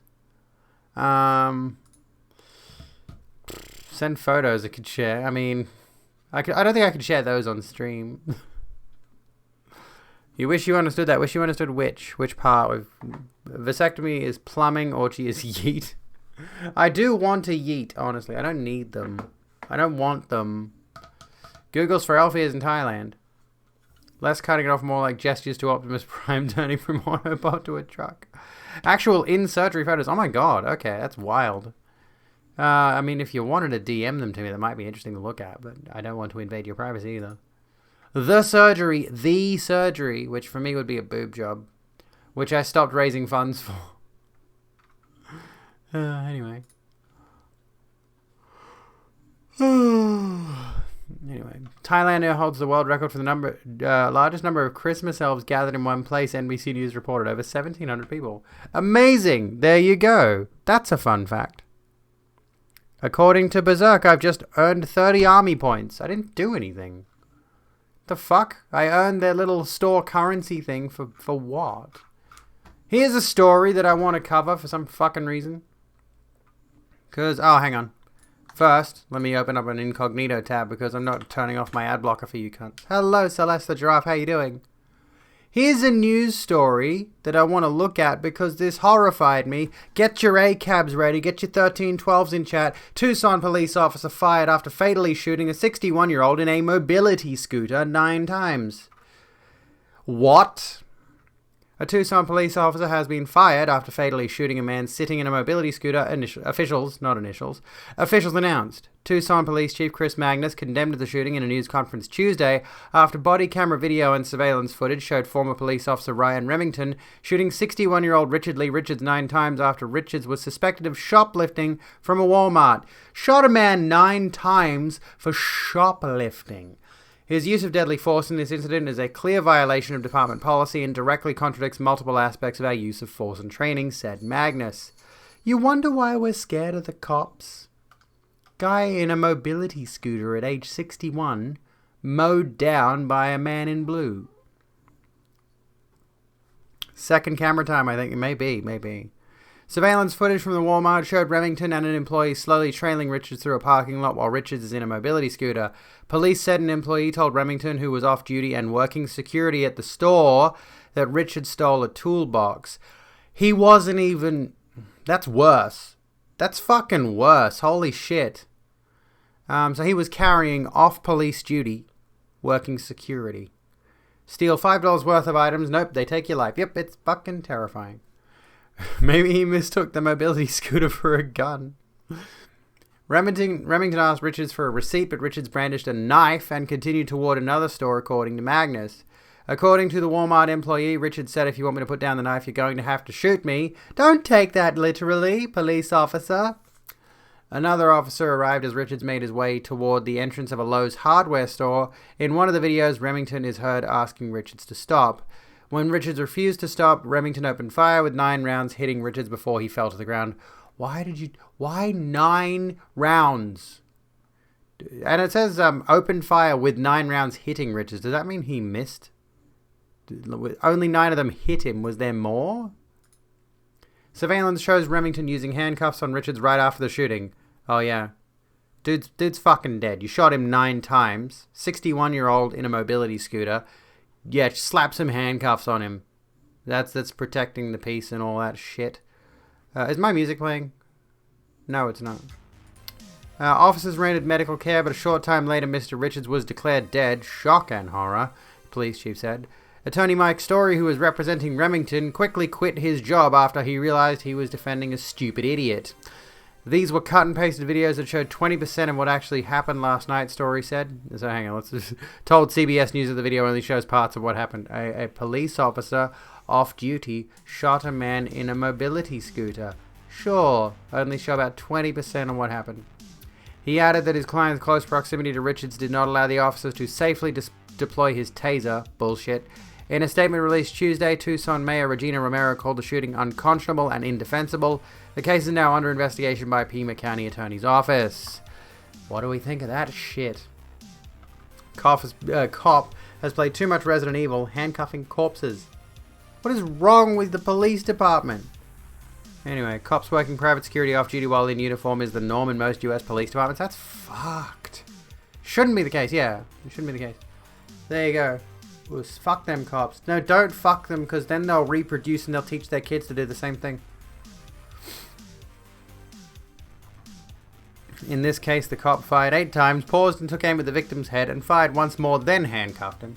Blew his brains out, and then he's like, "You have the right to remain silent."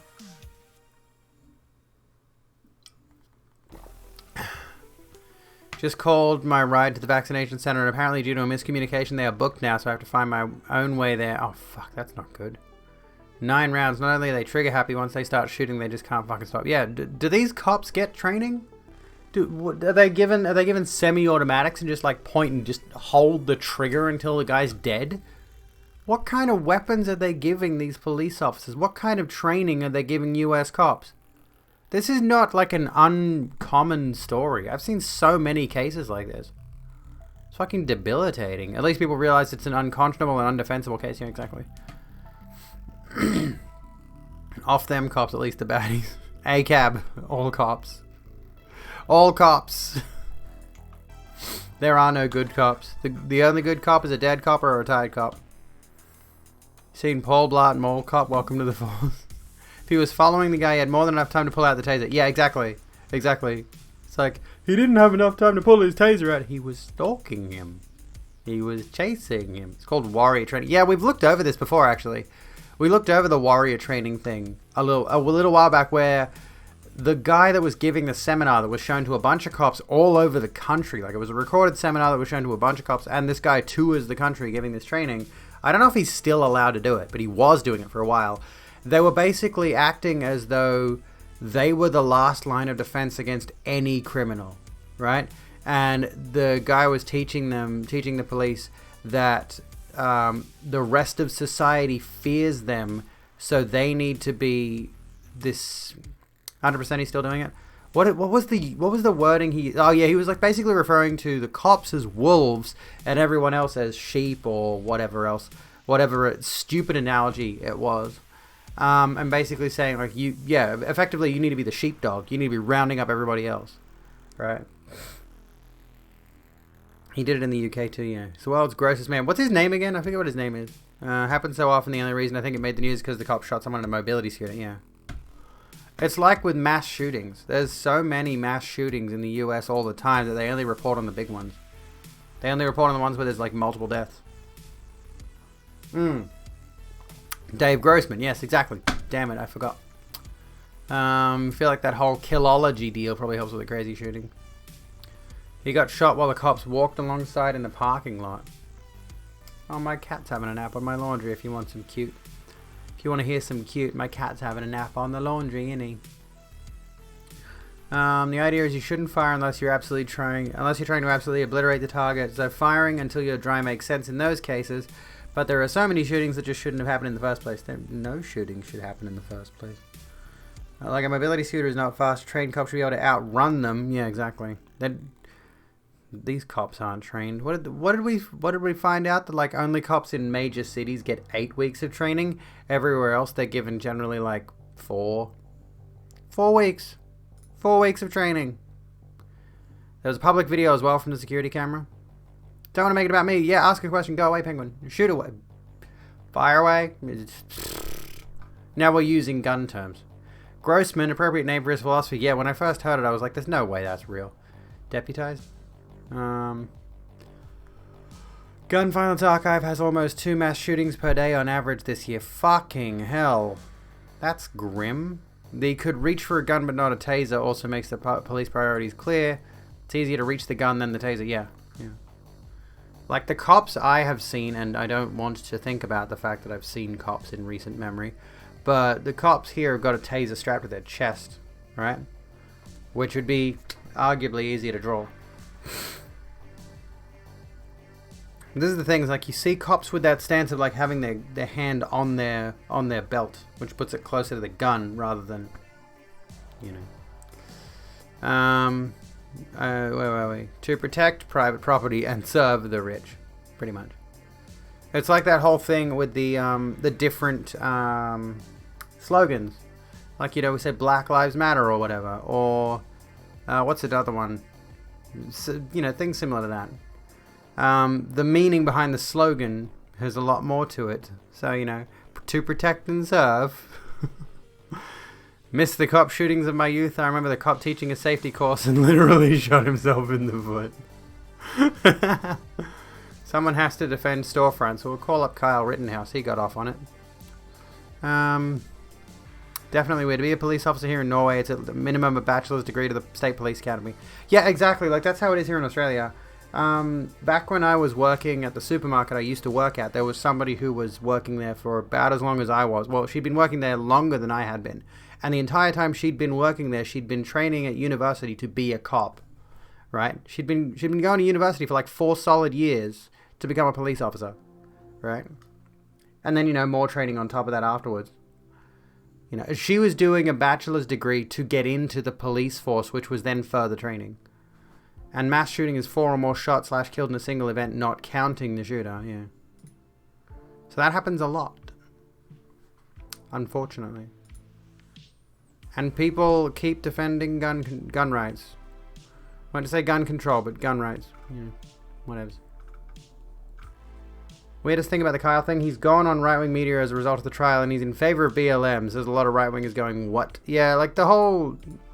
I didn't follow the Rittenhouse story closely, but what I've seen of it is a whole bunch of nonsense that makes no sense to me, quite frankly. Like, I keep looking at all of it, and I'm just like, what's the situation here?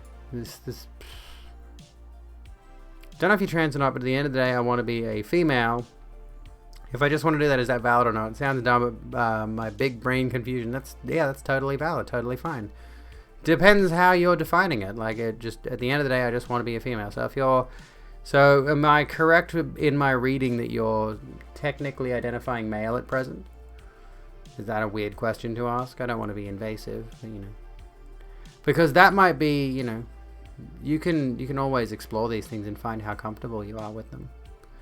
There's always a lot of opportunity there to open yourself up to different degrees of gender expression and see where that takes you before making any concrete decision. Yeah, you can explore in private, yeah. And then if you realize that's your most comfortable self, then you can begin to make the changes towards real transition. Or maybe you're not. Like, this is the thing. It's like maybe you are trans, maybe you're not trans. It's entirely up to how you feel about it, how you discover yourself. Which can be tricky, especially if you're doing it alone. You know. Can't really fathom living in a country where it's easier to buy a gun than it is to buy a beer. Yeah, that's.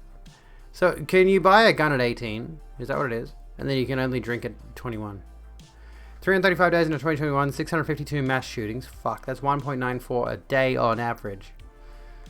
Ugh, Christ, that must be exhausting. Like, good Lord, America. Fix your shit. There's no reason for this. No, those are rookie numbers. Fucking hell. I shouldn't laugh at that. Oh, goodness.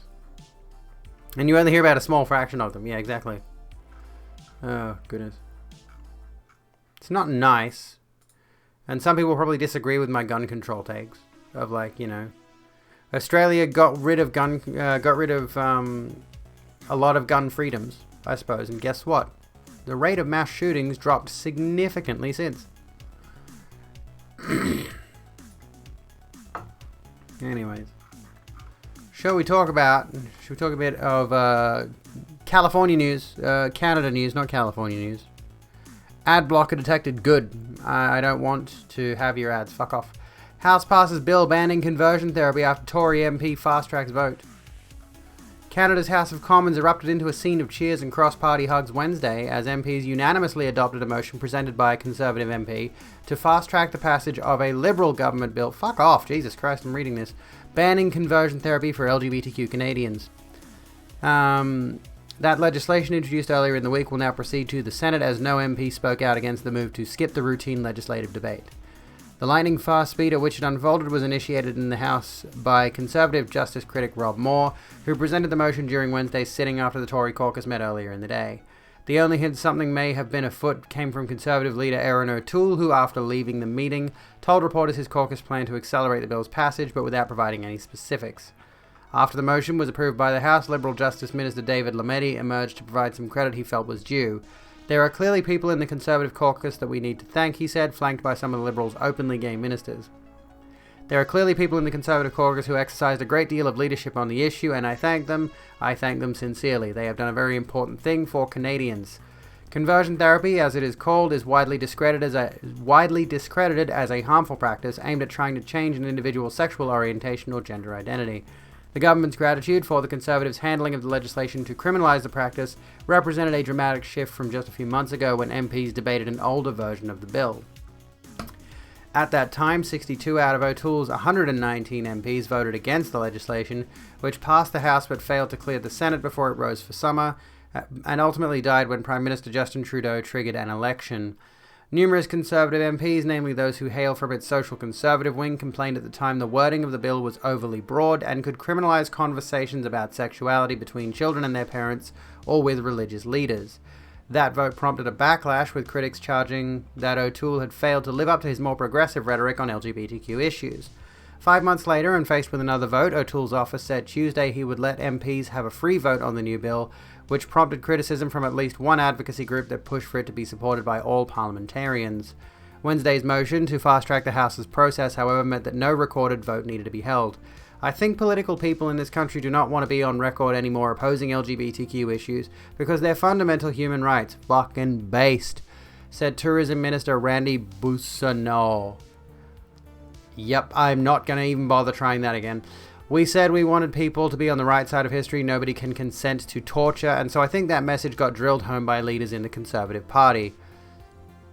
B added that he believes leadership came from O'Toole's front and mid-benches, not from MPs on his backbench. Labour Minister Seamus O'Regan told reporters he believed Michelle Rempel-Garner, a well-known Conservative MP who has long advocated in favour of LGBTQ rights, had something to do with it. She was among Tories who Liberal ministers hugged in the House. Some days are exceptionally good days, tweeted Ontario Conservative MP Melissa Landsman, one of the party's only openly gay elected members. As for who it was that drummed up the idea, Tory House leader Gerard Deltel would only tell the legislation was discussed by caucus earlier in the day. And as for the Conservative MPs who had gone on record as taking issue with the government's previous version of the same legislation, Deltel said they were able to say that they were able to say their piece in the last Parliament. This keeps going, Jesus. Okay. What about the opposite side of the coin? A house invasion from a man with a gun, and the people at home having no protection. We'll come back to this in a minute. We're doing conversion therapy. Anyway, he characterized Wednesday's motion. Feel free to try and argue in favor of conversion therapy if you want to. Don't actually. Don't be a prick. The game froze on a loading screen. Oh, fuck. Shit. Fucking video games. Why do we play video games? He characterized Wednesday's motion as returning the proposed ban to the same place it was before Trudeau triggered what Conservatives panned as an unnecessary and costly federal election, which reset the legislative agenda. The move by O'Toole to speed up the passage of a bill that stirred some controversy in his caucus ranks comes as he tries to turn a page on the party's disappointing election loss and broaden its support with Canadians, namely those in urban and suburban Canada. Conservatives will also have to deal with another government bill, related to COVID-19. The two-pronged bill would legislate 10 days of paid sick leave for federally regulated workers and create 2 new criminal code offences for anyone threatening a healthcare worker or obstructing access to a healthcare facility. The latter measures are in response to anti-vaccine protests at hospitals and clinics, but they would also apply to facilities where abortions are performed. The Liberals have long used abortion to drive a political wedge between the Conservatives, with September federal election campaign being the most recent example. Campaign Life Coalition, a national anti-abortion organisation, has already warned the bill could restrict free speech for those who want to publicly oppose the procedure. Longtime Ontario backbencher Cheryl Gallant also said in a recent social media video that Trudeau was pushing a ban on protesting and questioned what type of protest will be banned next. A statement from O'Toole's office suggests Conservatives plan to support the legislation, but spokeswoman Josie Sabatino didn't answer when asked whether the vote would be whipped. I don't like this little picture down here. It's a finger, just so we can clarify. That's a finger that I've just noticed at the bottom there. Fucking hell, dude. Anyway, where were we? Yeah, she said that they support existing criminal code measures that protect health workers and will also support the new measures proposed in the bill, along with the paid sick leave provisions for all federally regulated industries. Sabatino also promised a Conservative government would expand the legislation to apply to all public works and critical infrastructure. O'Toole has in the past been critical of blockades and protests staged on transportation infrastructure such as rail lines. There we go. What an original thumbnail. I mean, it gets your eye, doesn't it? Got my attention, Jesus. Thumbnail? More like dick nail. Fingernail. Yes, it's a thumbnail of a fingernail. I want to just die. Anyway. Armed home invasions are not as abundant in countries with proper gun laws. People in the US are shooting family members and friends who they were not expecting to come home around as often as they are shooting actual invaders, and we can't fix the problem anyways. There's no excuse to at least try with all means possible to get where other countries with gun control are, where armed people basically never invade houses. Yeah, that's one of those tricky arguments, which is generally disproven, but I can see why people will still take that stance, because the whole castle doctrine thing, this is where I'm a bit contradictory. It's like, I'm in favor of things like castle doctrine. I'm in favor of things like, you should be allowed to kill someone who invades your home and is threatening your family, absolutely. But, in countries where, gun control laws are sane, that's not really happening to such a significant degree that it's a political issue, right? So it's an issue in America as it stands with gun control laws where they are now, But of course, one of the bigger issues that America has is that, okay, you would try to restrict gun freedoms. This is the thing, is like, there are so many people in America with so many guns. You can't really do it the way that they did it in Australia. There was a significantly smaller population, significantly fewer guns, and I think the Port Arthur massacre genuinely just turned a lot of heads. It was one of those things where everybody looked at it and were just like, okay, this is a valid reason to take guns away. If the invader doesn't have a gun and you don't, it's still safer for you than everybody having a gun. Yeah, exactly.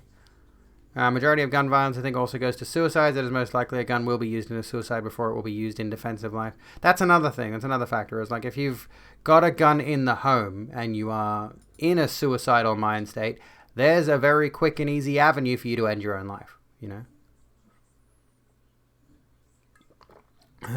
thing is, too, if you want to keep a gun safely at home, it won't be at arm's reach when someone with an AK-47 kicks your front door down. Exactly.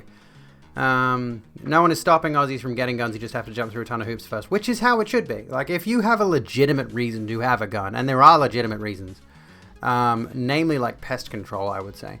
And no, I'm not referring to undesirables in society. I mean actual pest control. Then you have to go through a very, very rigorous process of justifying your reason to own one, right? Which is not generally going to be the case for the average person. But over in America, it seems like a lot of people can just get themselves a gun. Like, again, we go back to the Kyle Rittenhouse thing. Why did he have that firearm? I'm pretty sure him owning that gun at his age was illegal. That was already a crime he committed. And so the self-defense defense, I hate saying that, the self-defense defense was already, it shouldn't have been a valid legal defense, because he already committed a crime in the commission of committing a crime. Whatever, you know what I mean. He had already committed a crime on the way to committing more crimes.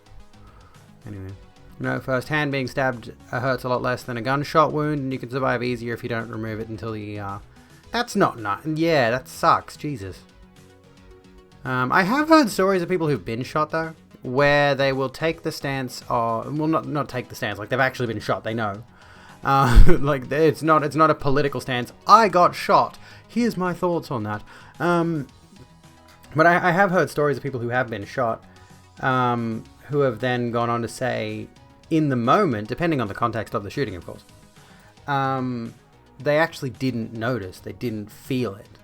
And that could be an adrenaline thing. Like, if you're in a situation where you are in a shooting and you are one of the people doing some of the shooting, there would be enough adrenaline running through you that, even something that would probably kill you, you wouldn't feel it right away. A friend is a big pro-gun and says it's good because they are used more for protection than bad uses, although, like, aren't there other non-lethal weapons at work? It's just the way I look at it, but I don't see how much. But I don't really have much of a broad understanding of gun laws, and I'm not very political. Yeah, there are other options. There are certainly other options that are not lethal. That could be more normalized, but yeah. But this is the thing, is like even less than lethal weapons are not actually less than lethal. You can still kill someone with a beanbag shotgun, for example.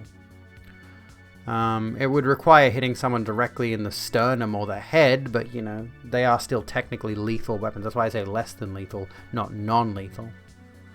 Last mass shooting in Germany, I went to say Germany. The dude got his dad's sports shooting Beretta because the gun shelf wasn't properly locked. That was in 2009. You need a carry as well as guns hidden in other locations in case your carry's not on you. Vehicles have several places where you can put storage containers. What the hell's going on with my face? Hang on.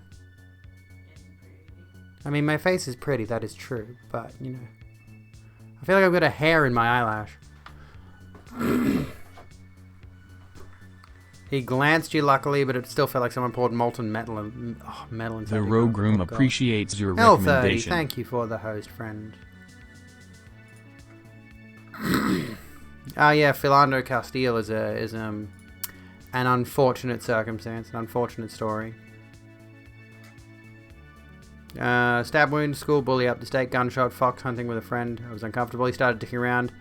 Afraid of the big bad bang, yes, and that was why.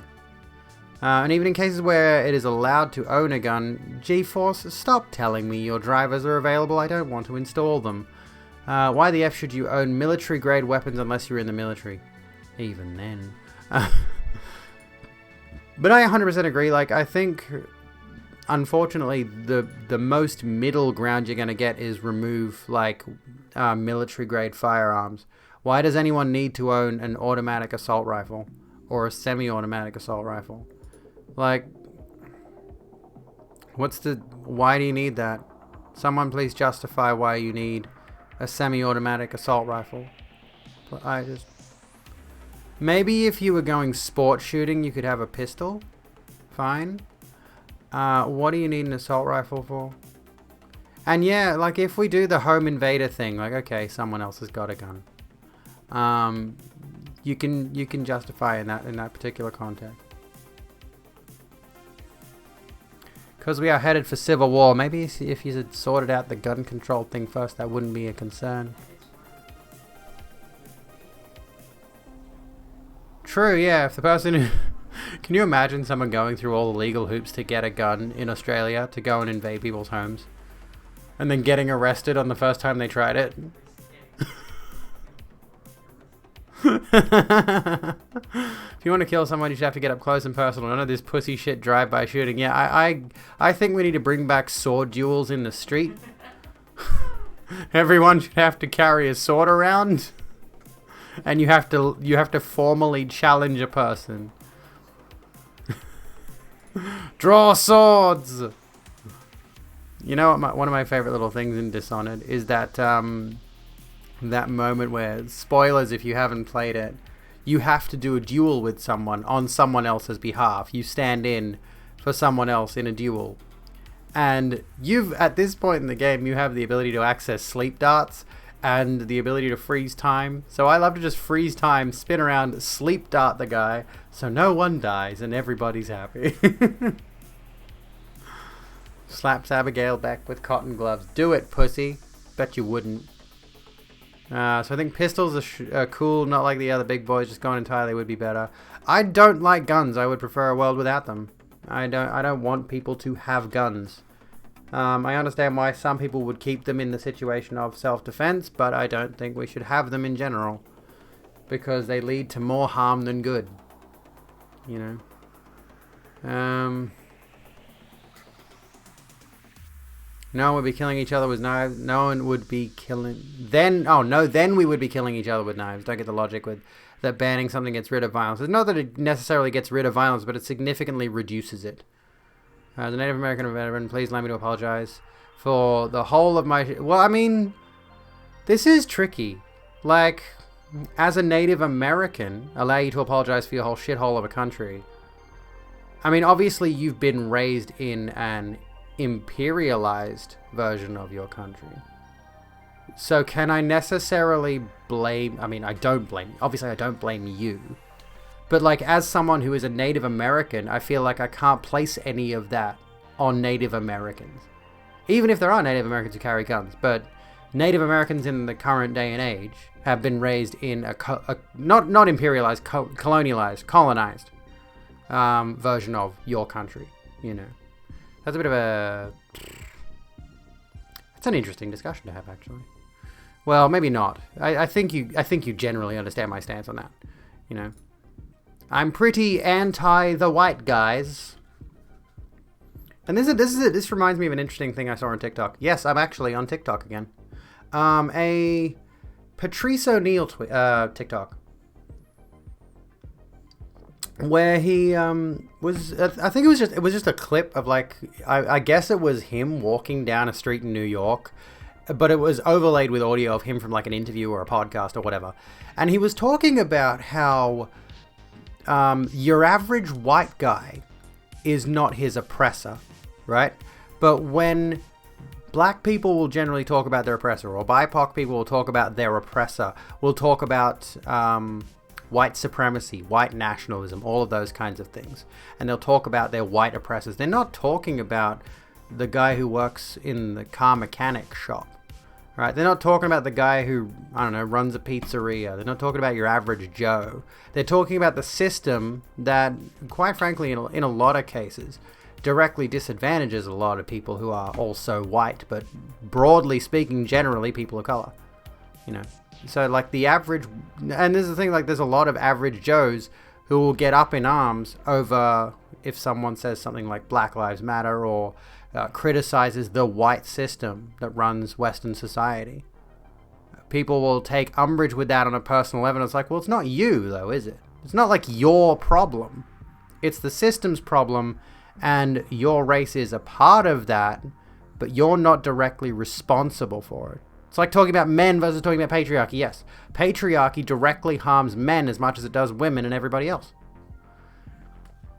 They will defend billionaires and attack poor black people. Yes.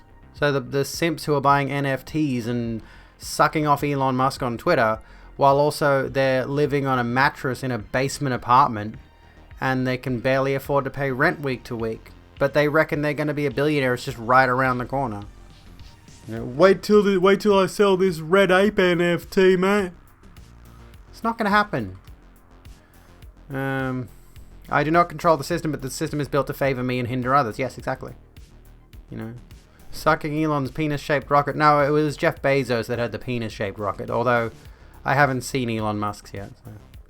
Like the primary race of the fantasy world you've been tinkering with, they consider things like guns or bows as cowardly. If you're going to fight, you should actually fight.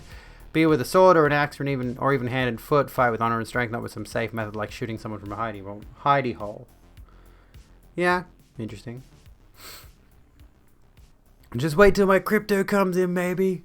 I'm just you wait. Just you wait. All my NFTs, they're gonna pay off. It's gonna be worth $375,000. Shut the fuck up. Your NFT's worth shit. You literally bought into Beanie Babies, but you don't actually have anything to show for it. Anyway. It was Bezos' Blue Origin. Yeah, Bezos had the penis rocket. You can compare secluded act of violence to armies invading cities and killing everything. You can or you can't. I mean, yeah, you can't. You can't compare an individual mass shooting to a militarized invasion. You can't compare a home invasion to a national invasion. No, those are two very distinct things. Imagine year 2025 and you bring your NFTs to the Antique Roadshow, yes, and everyone laughs at your face. I can't wait for it to blow up. Like, not blow up as in get popular, which it is at the moment. I can't wait for it to crash. Abby making the Chode Aussie voice sounds like the voice that Dank Pods uses for his microphone. It's built in our DNA as Australians. Said shit up so we can rebuild it to something better, but still my inner punk likes a noble cause and fucking shit up. I want to read more on anarchism, honestly. I'm interested in that ideology. Yeah, 2025 is in 3 years. We're like 2021's about to end. Where are we? Skippy the bush kangaroo. Oh god, who remembers Skippy? I don't want to revisit Skippy. I do want to raise issue with something, though, from my childhood. And don't get me wrong, like, this stupid fucking koala is one of the most annoying things I've ever seen in my life. But, I can't remember his name now. Blinky Bill is an Australian mascot, basically. And he was a cartoon when I was a child. In a very iconic voice. I can't really replicate it, but just honestly, the way this stupid fucking koala sounded was iconic, right? Then they rebooted Blinky Bill, and I don't know how long it lasted, honestly. I feel like they rebooted it and it just didn't work. And one of the reasons I think Blinky Bill failed on the reboot is they just gave this stupid koala a very, very generic sounding voice. You know? Blinky Bill had an iconic voice. Irritating as it was. Made you want to, like, scrape your ears out. But it was the definition of the character. And they bring him back and he just sounds like a regular ass fucking Australian kid. Anyway. Need to read up on it too. Don't know much about anarchism, but it feels more workable. A system developed by the people, not the people developing to obey a system. Yes. It had personality. Irritating personality. Kind of personality you want to throw a glass jar at, but you know. Yeah, Blinky Bill was Australian. Yeah, exactly. He's a koala. I think I enjoyed it when I was a kid, yeah. But looking back, I'm like, oh fuck, I liked this. Anyway.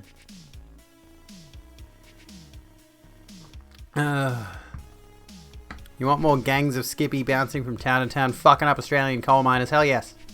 Let's go. We need more Australian wildlife kicking the shit out of, you know, humans. Hopefully not DMCA. What do we got? Yeah, let's have a look. Let's have a look. Do we have to... It goes for 2 fucking minutes? You're kidding. Why does this go for 2 minutes? We'll watch a bit of it. I don't want to watch the whole thing. I'll probably neck. But, you know. Need a crossover with Lassie, Skippy, and Flipper. Showing my age, but anyone remember Dr. Snuggles? Their name sounds familiar. They only need 10 seconds. Let's have a gander here. Ready? Prepare your brains for agony. Oh.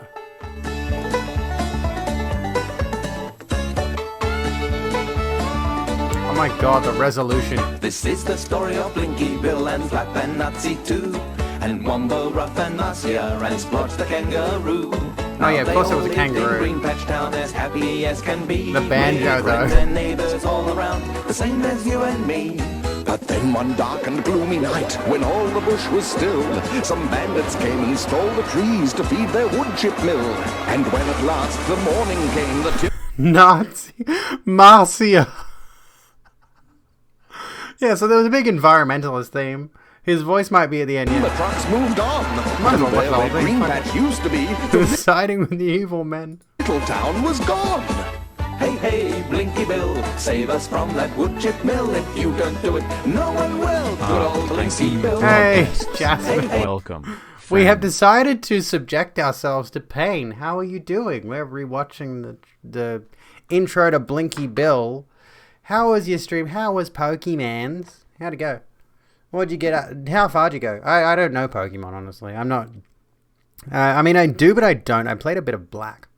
Good luck getting the tune out of your head. Honestly, anytime I think of Blinky Bill, I can't get this stupid shit out of my head. Drives me insane. Luck and Time Doom Radio. Beat the second gym. Fuck yes. Fuck yes. Nice. Need a definition you're done. What did you miss? What? British Alabama, yeah. Like so, yeah. Like Blinky Bill definitely had some like environmentalist overtones, which would be good. Good to get kids involved in that kind of thing. But good lord, I cannot stand listening to Blinky Bill's voice. Why is the responsibility of dealing with the mill put on the shoulders of some random koala? We will have fun. Thank you for bringing all your friends over. Anyway, folks, I'm Abigail Back. We tend to generally cover social everything. I'm a social commentator. We talk about stuff, if you're new here. This children's cartoon is based on the horror that is the extraction industry inflicts on Australian wildlife, and the lesson learned is just fuck off. No, I think they generally had a lot of themes of like fighting back against that system. A bit of a Fern Gully situation. Pretty much, like if you've seen Fern Gully, that's effectively Blinky Bill in long form series format. Except I don't think there was a little person shrunken down to, little human being shrunken down to help with the elves or whatever the fuck, I don't know. Yeah. If you do want to support the stream and you want to elevate my average viewership, like Ziwa has said, you can click on my profile picture, and that will make you count as an actual technical viewer, whatever that means in the system. I don't know. Twitch is a weird platform, quite frankly. Anyway, if you want a good Australian, then Abby mentions Fern Gully. Yeah. Wait, is that Ocker? I can't remember. It is. It's set in an Australian rainforest. Animated musical fantasy film. Oh yeah, I keep forgetting that it was a musical. Good night, Vox. Have a good one. This is an Australian production? I mean, it would make sense. Given the fact that it is set in the Aussie bush rainforest. Or Tim Curry sexily singing about pollution, because why would you not get Tim Curry for his sexy, sexy voice? It is a weird thing that, he's like literally the only celebrity pictured on the page, on the Wikipedia page, is Tim Curry. There we go. Film score was composed by Alan Silvestri. There we go. Robin Williams as Batty was fantastic. Oh, there we go. Hello. Commander Vicky. Welcome in. Friends. Hello. Another raid. Fucking Batty Rap. Hello, welcome in, friends. Welcome to the Rogue Room. I am the Abigail Beck. What did you get up to tonight? What have you covered tonight? We've been having an interesting one. Here's some colorful lights. We talked about violence in video games, in particular the representation and depiction of violence earlier. That was a weird one. We went over the whole 6 days in Fallujah thing and the normalization of violence in video games as a propaganda tool. How are you going? How did stream go? That is a great topic. I love covering that one. Welcome in, everybody. My name's Abigail Beck. We have been doing a bit of other politics too, and we also watched some funny cat videos and and cows, cats, cows, dogs. Yeah, found a TikTok of someone cosplaying as a bat and acting out her performance of that song. Nice. Anyway, yeah, welcome in, folks. Welcome in, friends. Welcome to the Rogue Room. I am Abby. I do things. I talk into one of these, and people give me money for it for some reason. Legit named a post-APOC LARP character after Batty. Nice. Bella Amenadiel Taylor, aka Batty. She shot anyone who called her Bella. Lol, nice.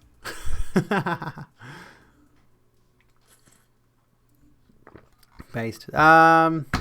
Also, research on how different types of games influence kids differently. So, for example, single players versus co-op versus competitive. Interesting.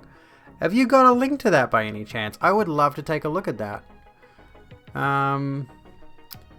That's actually rather interesting. Because I mean, you can look at the distinction between kids who play competitive games like Fortnite all the time and, I don't know, like there's definitely a difference in attitude. I've seen kids who play different types of games and the way that they behave, which it could be informed by other factors, of course, but you know, I've noticed certain types of annoying little shits tend to play Fortnite and other types of annoying little shits will play something else. Good fuck Bella. No, don't get me started on Fortnite. Oh gosh. Fortnite is another one which normalizes gun violence, of course. Yeah. But it's cartoony, so it's totally okay. Excuse me, I'm yawning. Don't mind me. Goodness. There was Fern Gully 2. Was there a third one? No. Fern Gully 2, The Magical Rescue. Let's see here. Who were the cast in the first one? Samantha Mathis as Krista, Jonathan Ward as Zach, Tim Curry as Hexus.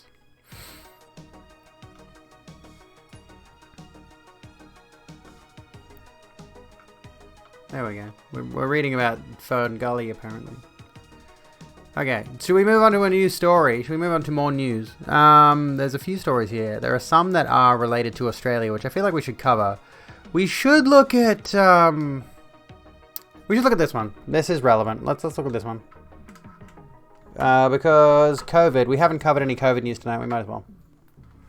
We've got a 9 news video segment. Watch them DMCA the entire stream or some shit. I don't know. You just like FPSs in general. They are kind of fun like Apex and Valorant, but not too many others. I mean, I can see the appeal. I can see the amusement factor of it, but one cannot deny. Like, this is the thing. This has been a contentious issue since, like, the 90s, since video games became much bigger and first-person shooters became a little bit more complex. And thus, there was room for them to develop, you know, or at least develop on the road to more, not realistic, more normalized gun violence. Anyway, let's watch this. We've got a protest outbreak. Protester hospitalized as COVID-19 cases emerge. Protests. Emerge protests. Right, good headline. Good one there, 9 News. Anti-pandemic bill protesters who attended rallies in the city in recent weeks have tested positive for COVID. Maggie Rayworth has the latest for us. Maggie, how many cases are there? Alicia, so far we know 19 cases have come from protests held in the CBD. Of those 19 cases, 16 weren't vaccinated. We know 2 were partially vaccinated and 1 was fully vaccinated. Now, one person who contracted COVID at one of these rallies, well, they're now in hospital receiving treatment, so clearly very sick. Another person who contracted COVID at one of the rallies, well, they attended a party shortly after, and it was at that gathering they've infected 10 other people. But tonight the concern is what this all means. There are concerns that these protests will lead to super spreading events. It's certainly very likely will Gee, no shit. These protests will lead to super spreading events. You don't fucking say. see more cases come from these demonstrations. What are those flags? What are they? Hang on. Which flags?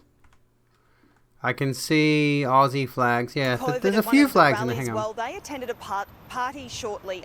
So we got Aussie flags. There's a lot. There's a whole variety there. I can't make them all out, honestly. I'm not good with, you know, flags and stuff. At that gathering, they've infected 10 other people. Protests will lead to super... Pardon? Upside down Aussie flag. Australia is like the worst parts of Europe and America mixed. Oh, I don't know. I think America's a bit worse than us. Spreading events. It's certainly... You got PDFs from Z Library checked online, but they're all paywall. Damn fucking paywalls. You can upload PDFs to my Discord. Yeah, do it. That'd be fucking cool to read, honestly. Hell yeah. Good thing you ordered that thing tonight because there's only one left in stock. Oh shit. Good job. Good job. Very likely we'll see more cases come from these demonstrations. If you're together, you're not keeping your distance, even if you're outdoors. If you're together, you're not keeping your distance. Sorry, I find that phrase there rather amusing. If you're together, you're not keeping your distance. With Delta, we know that can lead to transmission. If you do bring together people who... She's so tired of this shit. Aren't we all? I'm fucking exhausted, dude. I would like to go a day without hearing about this stupid pandemic. But my issue is like, I'd like us all to go back to normal, but shit like this ain't fucking helping, and this is exactly why, you dickheads. You want life to go back to normal? Obey the restrictions. Get vaccinated. Wear a mask. Social distance. The science proves all of this shit to actually have efficacy. Fucking do it, dickheads. Instead of going marching in the streets with no masks on, with no vaccines, what are they protesting? They're protesting a free Australia. And like, as far as I know, didn't this happen in Melbourne? There aren't that many restrictions at the moment. Like, chill the fuck out, dude. But who have higher unvaccination rates as a group, then you're also... We should have just stayed at home for a year and we'd be free now. Yeah, increasing exactly. the chances that the virus will be present. Alicia, we've been told in the past that outdoor transmission is usually very unlikely, but when it comes to these protests, we know that... What products is she wearing, I wonder? I'm curious about her makeup more than anything. A lot of people gather in a confined space, so it would be pretty hard to socially distance. Tonight, the advice is to get tested. Fuck, thanks, Captain Obvious. I didn't know that. If we have symptoms, and of course, get tested if we come into contact with anyone with COVID. All right, Maggie Rayworth, thank you. There we go. What did we think? What do we think of the idiots protesting yet again, driving up case rates and things of that nature? Could have just stayed home for a year. We'd be free now. Yeah, that would be nice. Which, like, guns and... So hang on, let me come back for a second. Why did I reload that page? You like FPSs in general, they are kind of fun, like Apex and Valorant, but not too many others. So I want to continue. I want to piggyback off that point for a moment. Guns and violence in video games, completely fine in your opinion. I mean, this is the thing. It's like guns and violence in video games are fine.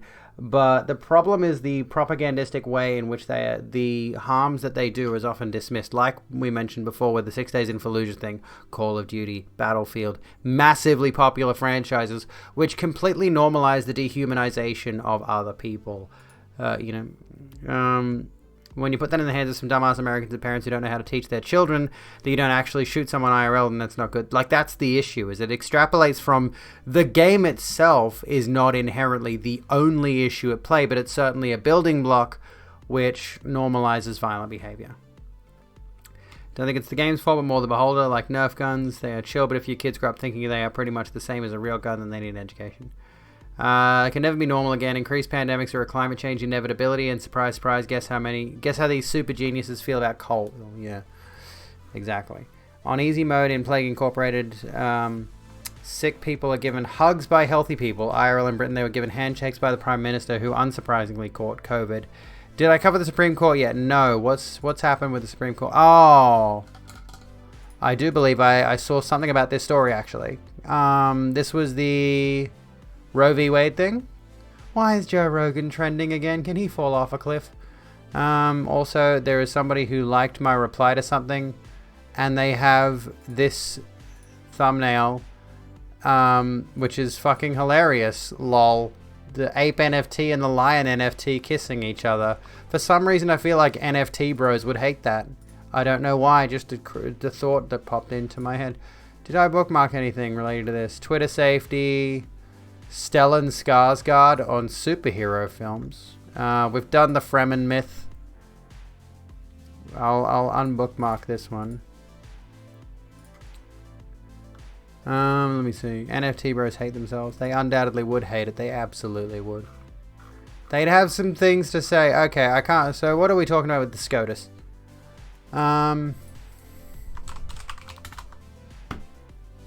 Supreme Court's conservatives lean towards limiting abortion rights. Yeah, I think we have. We haven't looked at this yet, but we can look at this. And there's also Amy Coney Barrett, who needs to shut the fuck up. Recently learned a guy who makes NFTs of Twitter pages. What the fuck? Why? Stellar Space Guardian. Yes, him. Let's have a look. Okay, so let's talk about this.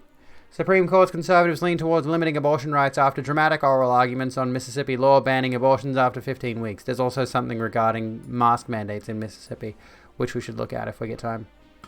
The Supreme Court seemed poised Wednesday to uphold a Mississippi law that bars abortion after 15 weeks, but it is less clear if there is a majority to end the right to abortion nationwide, although conservative justices expressed skepticism about the landmark Roe v. Wade decision. The dispute represents the culmination of a decades-long effort on the parts of critics of the landmark opinion that legalized abortion nationwide to return the issue to the states, a move that would almost immediately eviscerate abortion rights in large swaths of the South and Midwest. Chief Justice John Roberts seemed to be looking for a middle ground to allow states to ban abortion earlier, moving up the viability line from the current 22 to 23 weeks, but leaving in place some remnants of a woman's right to end a pregnancy. He said 15 weeks was not a dramatic departure from viability. What does that mean? Another key justice, Brett Kavanaugh, however, noted that even if the issue were returned to the states, abortion would still be available in some of those states. That's not a justification. He conceded that supporters of abortion rights have a forceful argument, but asked if there were two interests at stake, why the court should be the arbiter. The court's other four conservatives were clearly critical of 1973's Roe v. Wade and 1992's Planned Parenthood v. Casey, which enshrined the right to abortions nationwide. 60% of Americans say Roe should be upheld, according to ABC News/Washington Post poll conducted in November. Justice Clarence Thomas, who has already said that the believes. That's a different pronoun. I haven't seen that one yet. Roe was wrongly decided, pressed each advocate to explain to him where the right to an abortion was found in the Constitution, and suggested that if his colleagues did not overturn Roe, they would have a difficult job trying to come up with a new standard to guide lower courts. This right here, to explain to him where a right to an abortion was found in the Constitution, is some bullshit. Okay? You cannot treat things like the Constitution as absolutely sacrosanct. Laws need to change. Things need to develop, right? This is just, well, I mean, by the very nature of conservatism, this is just strictly anti-progressive bullshit.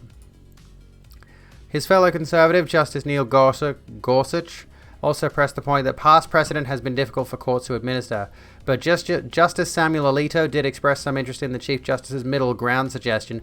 What's the middle ground here? Wondering if viability was a principled line. Yet at another point he noted arguments from opponents of abortion who say the fetus has an interest in living a life. Fetuses don't have an interest in fuck all. Fetuses don't think. You dickhead. He also rejected any notion that courts couldn't reject long-time precedent, especially if it was egregiously wrong. The very fact that the current court, with its solid 6-member conservative majority, agreed to even consider a state law that bars abortion long before viability, suggests that the court, bolstered by 3 of former President Donald Trump's appointees, is poised to scale back court precedent if not reverse it outright. Already in a separate dispute, the court is considering a Texas law that bars the procedure after 6 weeks, and the justices have allowed that law to remain in place for 3 months, rendering Roe a dead letter in the country's second largest state. Liberal Justice Sonia Sotomayor spent several minutes attacking the arguments of Mississippi's Solicitor General, strenuously arguing that a woman's right to an abortion has been on the books for nearly 50 years and had been repeatedly reaffirmed. She suggested that if the court were to overturn the decision now, despite the fact that 15 justices over 50 years have reaffirmed the decision, it would suggest the change was solely due to new composition of the court. She worried that the public would perceive the court as political and expressed concern that it couldn't survive such a stench. The sponsors of this bill, the House bill in Mississippi, said we're doing it because we have new justices, Sotomayor said. Excuse me.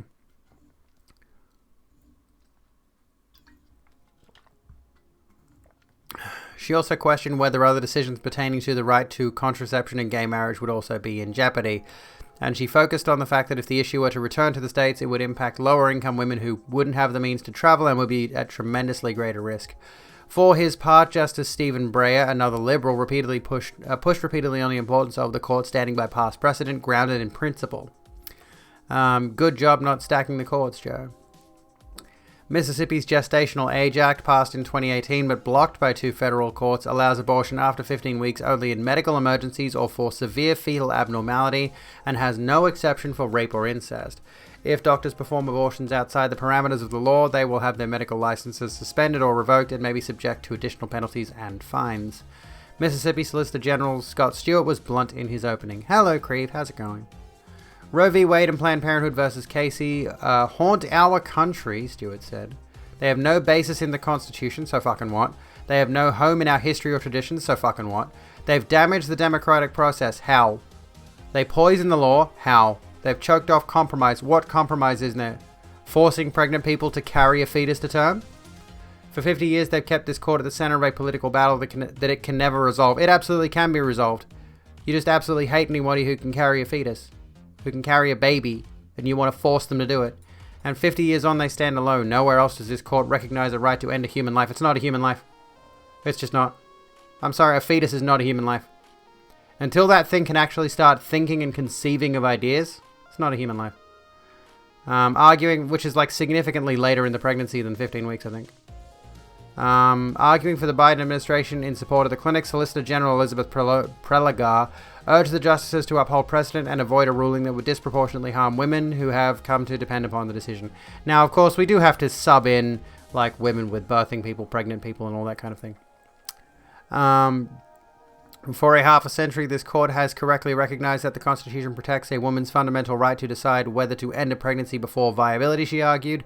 That guarantee that the state cannot force a woman to carry a pregnancy to term and give birth has engendered substantial individual and societal reliance. The real-world effects of overruling Roe and Casey would be severe and swift. She added, the court had never revoked a right that is so fundamental to so many Americans and so central to their ability to participate fully and equally in society. No right to end a human life unless you're a cop. Lol. Pretty much. Lawyers for Jackson Women's Health Organization, the only licensed abortion clinic in Mississippi, and Sasheen Carr Ellis, the clinic's medical director, told the justices there is no way to sustain the controversial law without effectively overturning Roe. They urged the court to reject the invitation to jettison a half-century of settled precedent. Accepting Mississippi's request to abandon the viability line would turn back the clock for generations who have never known what it means to be without the fundamental right to make the decision whether to continue a pregnancy. If they care about history and tradition, like was mentioned earlier, then this whole settled precedent thing should factor into that, and they should not bother to even touch on the matter. There's no reason to overturn fucking anything. Can you tell I'm pissed off about this shit? Julie Reichelman, the senior litigation director for the Center for Reproductive Rights, who is representing the clinic, argued in court papers. The case comes as states hostile to Roe across the country are moving aggressively to pass abortion restrictions. Over 100 restrictions passed this year, said Nancy Northup, president of the Center for Reproductive Rights. Said Nancy Northup said in a conference call. Please edit your articles. With reporters before the arguments, she noted that 54,000 to 63,000 people get abortions after 15 weeks every year in the US, and that if Roe were overturned, nearly half the states would ban abortion entirely. And this is the thing, let's just clarify for anyone who has somehow missed this point. If they start instituting all of these restrictions and bans on abortions, it's not going to make abortions go away, it's going to make them significantly more dangerous. People who can carry children are going to suffer and they are going to die. That is what they want here. They want to either force you to carry an unwanted fetus to term, or they want you to die. Make sure you know that that's what's at stake here. 12 states have so-called trigger laws in place designed to ban abortion immediately. 9 more have pre-Roe bans on the books, and the rest have legislators historically hostile to Roe.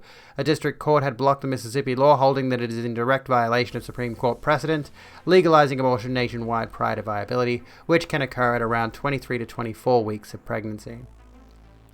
A panel of judges on the Fifth U.S. Circuit of Appeals agreed with the district court, holding that in an unbroken line dating to Roe v. Wade, the Supreme Court's abortion cases have established and affirmed and reaffirmed a woman's right to choose an abortion before viability. The court said states may regulate abortion procedures prior to viability so long as they do not ban abortion. The law at issue is a ban, the court held. Mississippi appealed the decision to the Supreme Court, and after the justices agreed to hear the case, the state raised the stakes and argued that the justices should not only uphold the law but also invalidate Roe and Casey. I meant to say Roe v. Casey. This story is breaking and will be updated. Worse, in South American countries where abortion is illegal, people who have had miscarriages have ended up going to jail for having an abortion. Exactly.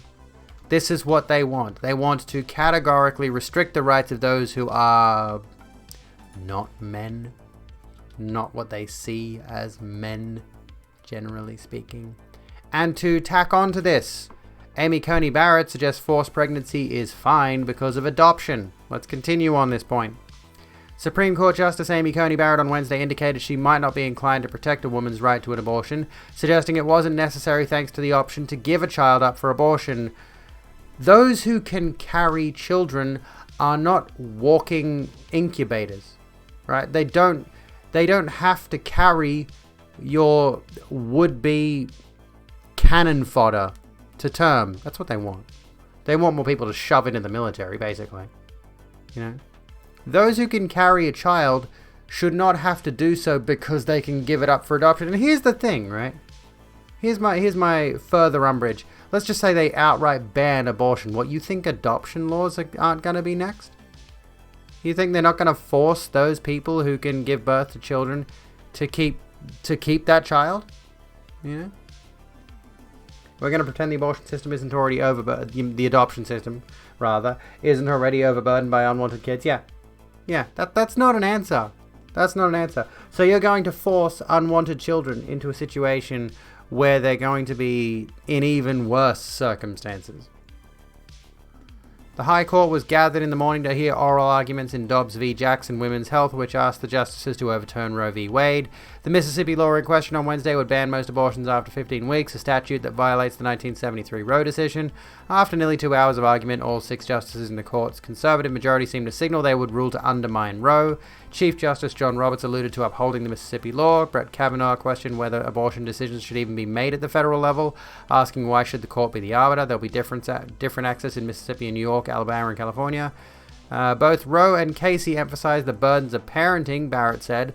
Latching onto the case's focus on the ways forced motherhood hinders equal opportunity, she then asked why safe haven laws, regulations under which parents cannot be prosecuted for leaving their newborn in a safe location or with an appropriate appropriate person don't take care of that problem. There we go, yeah. Okay, so she just literally sees anyone who can carry a child as a walking incubator. Maybe let's let gay couples adopt kids before we ever consider pushing for pregnant people to give unwanted kids up for adoption. And everyone with a uterus who literally can't give birth, it will kill them, can just die, apparently. Jesus, this is fucking nefarious, basically, yes. That's basically what it is. Yes, it is, absolutely, you know. Even a wanted child can end up in a pretty crappy situation. I can't imagine how crappy a situation would end up in cases of unwanted children, yeah.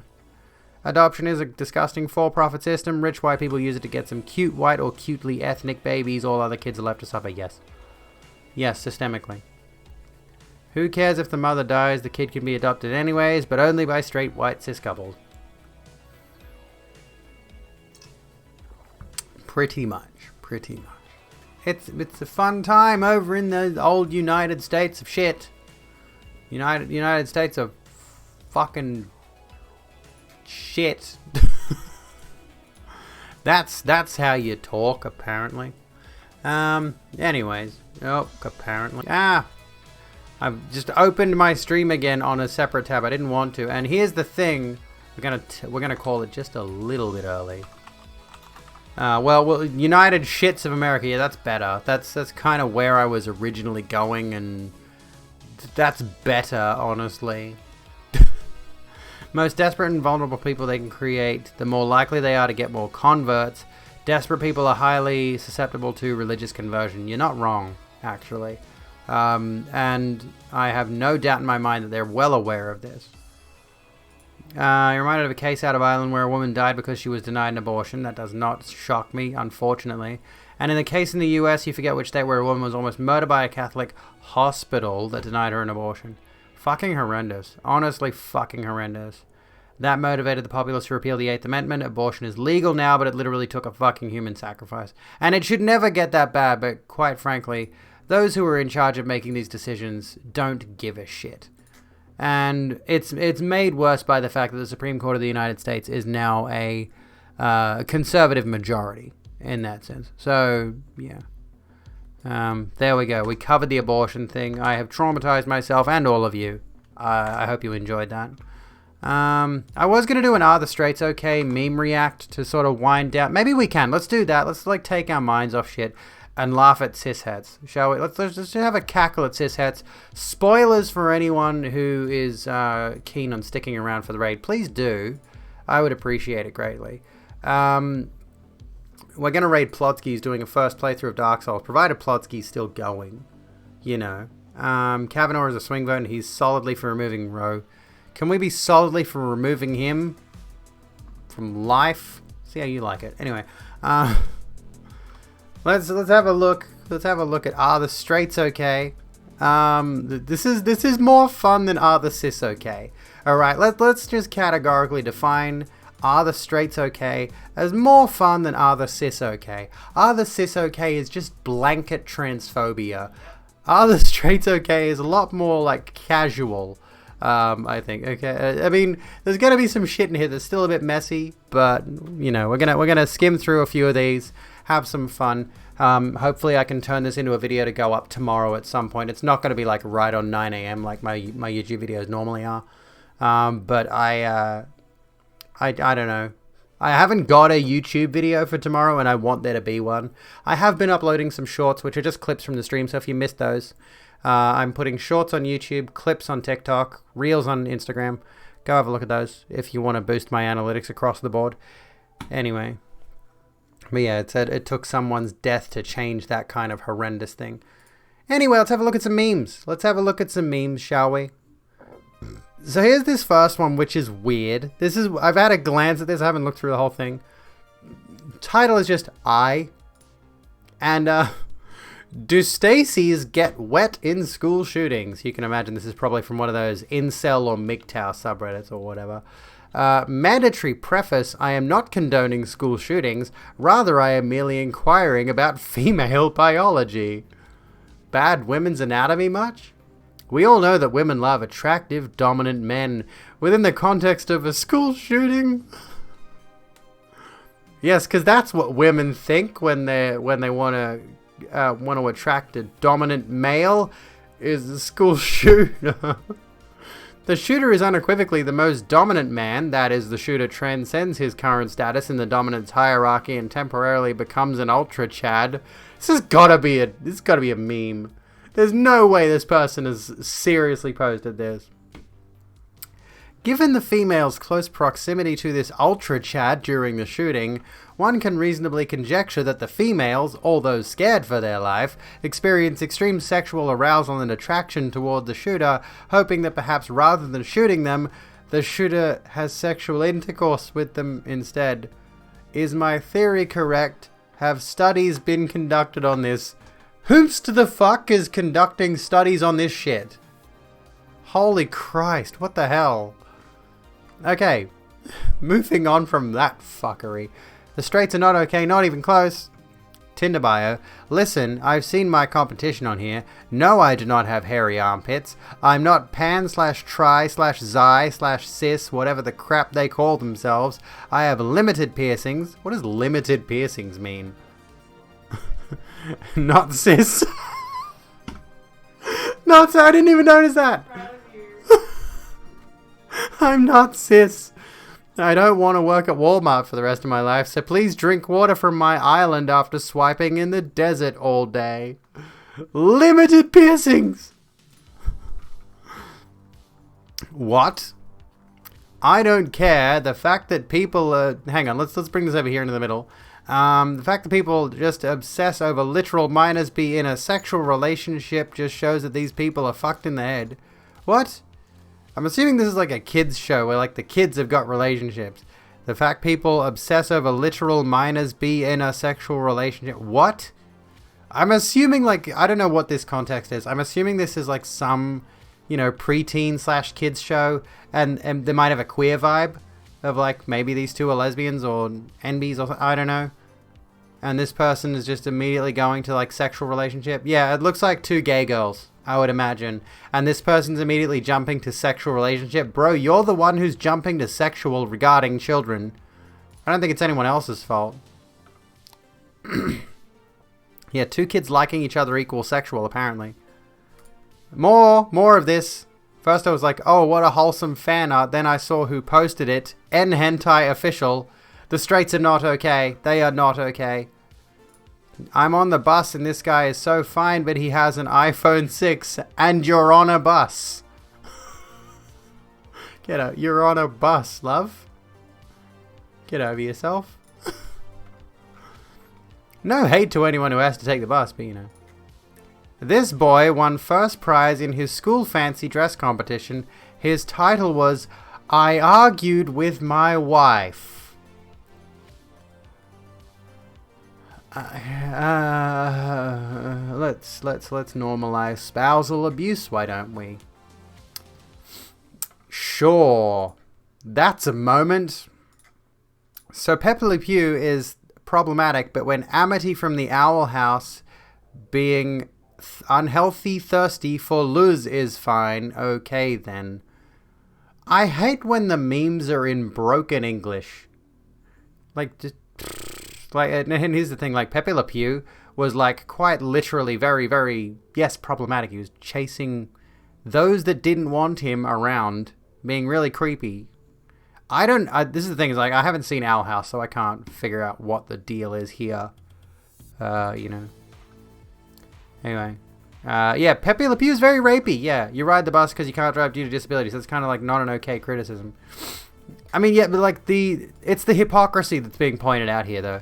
This guy's so poor, he's got an iPhone 6. But you're riding a bus. Which, I mean, yeah, I get the point. I get the point. But still. Anyway. Where are we? This is so obvious, even I noticed it and I'm blind as hell. Based on a true story. Oh, no, it's one of these. Date the guy who will treat you like trash and cheat on you. Date me, the guy who treats you the way you deserve and will never cheat. Every girl I've ever known or liked. Oof. Sounds like a you problem, buckaroo. This man is probably living in some twisted dream. Is it normal to fall asleep immediately after sex? It is if you have kids. Amen, brother. Okay, whatever. For a guy, not a girl will get up and clean the house, do some laundry, cook a nice meal for you. Well, at least all the awesome girls I've been with, some even just leave. I mean, does it get any better than that? 93 downvotes. I love it when the community comes together to just point down at someone and say, shut the fuck up, you dickhead. It's lovely. Oh, no. No one is forcing you to get married. See, they're putting the ring on the finger, but it's actually handcuffs. Doing the old ball and chain thing. Look at you signing up to go to jail with your spouse, basically calling marriage a prison sentence.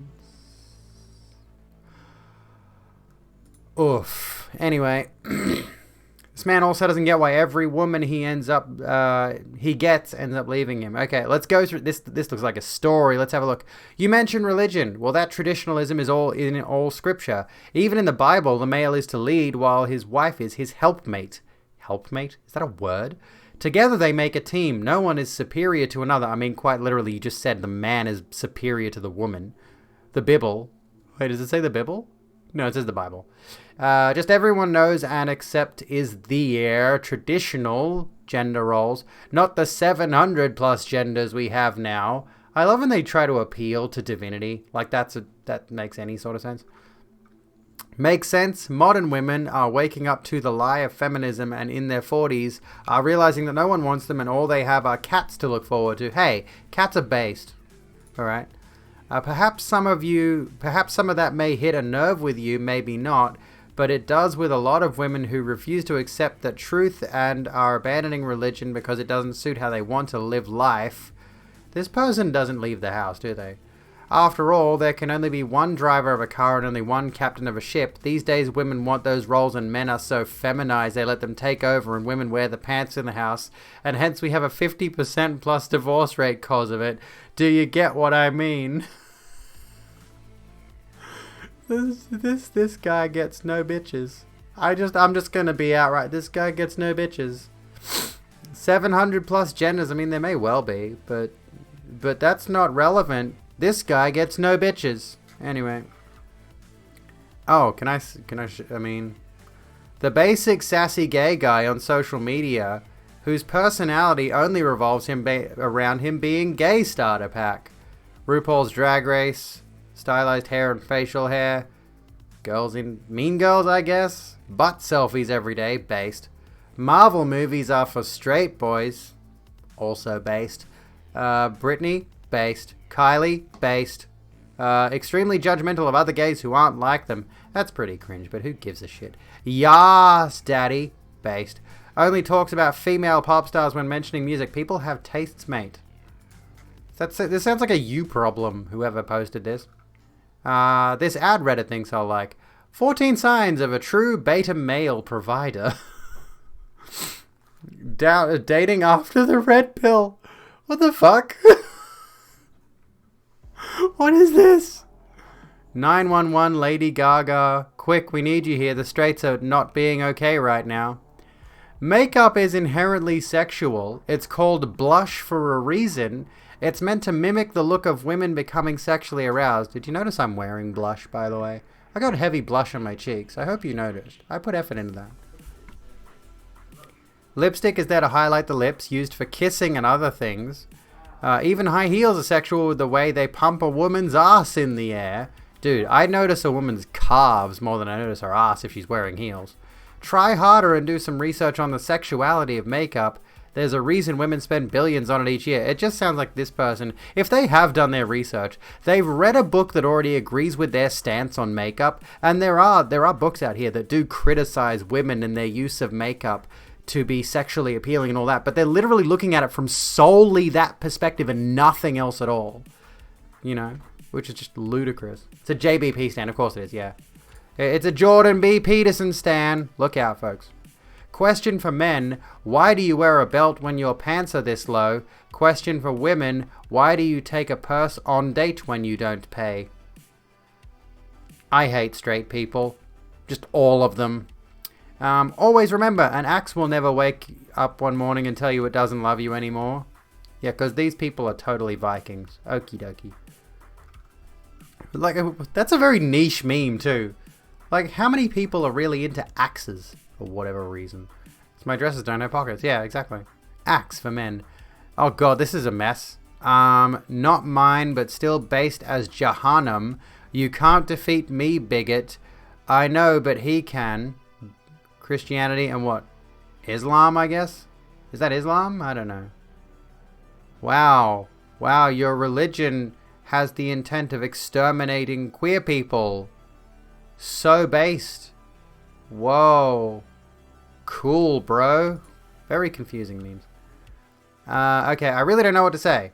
Conservatives after telling a 12-year rape survivor that she'll go to hell if she gets an abortion. I'm the conservative, and you will. She's a murderer then, so what's she expecting? Heaven. Good lord. I wanted to look at fun memes, not the misery of the existence of conservatives. WTF is wrong with these people whose first thought on gender equality is this. A girl slapping me saying I can't slap her back because she's a girl. Me supporting true gender equality. These people just genuinely want to bash women. Just unironically. That's their only stance. Equal rights, equal lefts. Just face it, dude. You want to hit women. That's what it is. My point is that most men don't want affection or love. Ouch, what the fuck. Well, that's not even a meme. That's just a comment.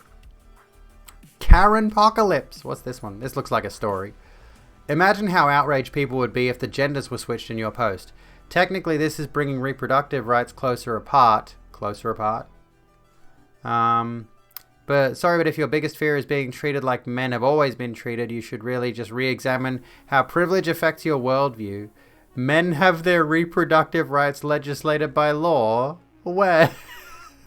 I mean, yeah, men don't have as many options in regards to contraceptive methods, and they have no say when it comes to paternal responsibilities for children they don't want. I mean, this is the thing, like, they've got pretty effective contraceptive methods, actually, and they're very easily accessible, actually. A man doesn't have to go to the doctor to get a condom, right? But go on to say that it's not the same thing. Part of me hopes that Roe v. Wade gets overturned just to see the Karen Apocalypse on Reddit. Yeah, men wear a fucking condom challenge. Impossible. Oh, well, here's Plotsky. We might as well call it there. That was the last one, I suppose. We'll go have a look at Plotsky. Okay, so final meme, I guess. I didn't mean to close the Reddit tab, but we've recorded enough of a segment that I can use that for YouTube footage. That was pretty good. That was decent, right? That was decent. That was okay for a wind down. Yeah, no. What do you reckon? Yeah, no. If you're watching this on YouTube, was this a good idea for like a wind down at the end of my stream? Like, comment, and subscribe if you have any thoughts on that matter. Anyway. Work complete. Job's done. Back to Doe debate, I guess. Here we go. I don't want to debate Doe. I want to have a friendly conversation with Doe about its favorite tea. I don't know. Whatever. Anyway. Have a good one, folks. That's, well, if you're watching this on YouTube, have a good one. We're going to continue for like a minute more while I wind down here. Try providing more fun memes. I didn't look, sorry. I didn't look. But anyway, we are going to raid Plotsky. We are going to do that. Jump on over to my Twitter, my Instagram, my YouTube, join my Discord, Facebook, TikTok. I am uploading to TikTok more often. And yeah, if you had any fun clips, be sure to just leave them with me and I'll put them on TikTok. If they're good, if I say something incredibly based, please clip it. Because then I can use that for social media clout. I'm basically going to be exploiting your labor like a capitalist. And one might assume eventually making some form of income off your labor like a capitalist. So by all means, feel free to try and seize the means of production from me by stealing my clips and posting them on social media and benefiting off your own hard work of spreading my name around the internet. Thank you all for hanging out tonight. Seize the means of memes. Just clip the entire VOD then if you want. I mean, I'm pretty based. Let's face the reality here. I'm awesome. Everything I say is correct. Okay? And you should agree with me. And if you don't agree with me, you are giga cringe. Alright, that's it. That's all. Thank you, everybody, for hanging out tonight. We're going to go say hi to Plotsky, who's playing Dark Souls. I love Dark Souls. Be kind to yourselves and each other. I love your faces, and I'll see ya. Where's my fucking button there? Oh, when I'm looking at ya.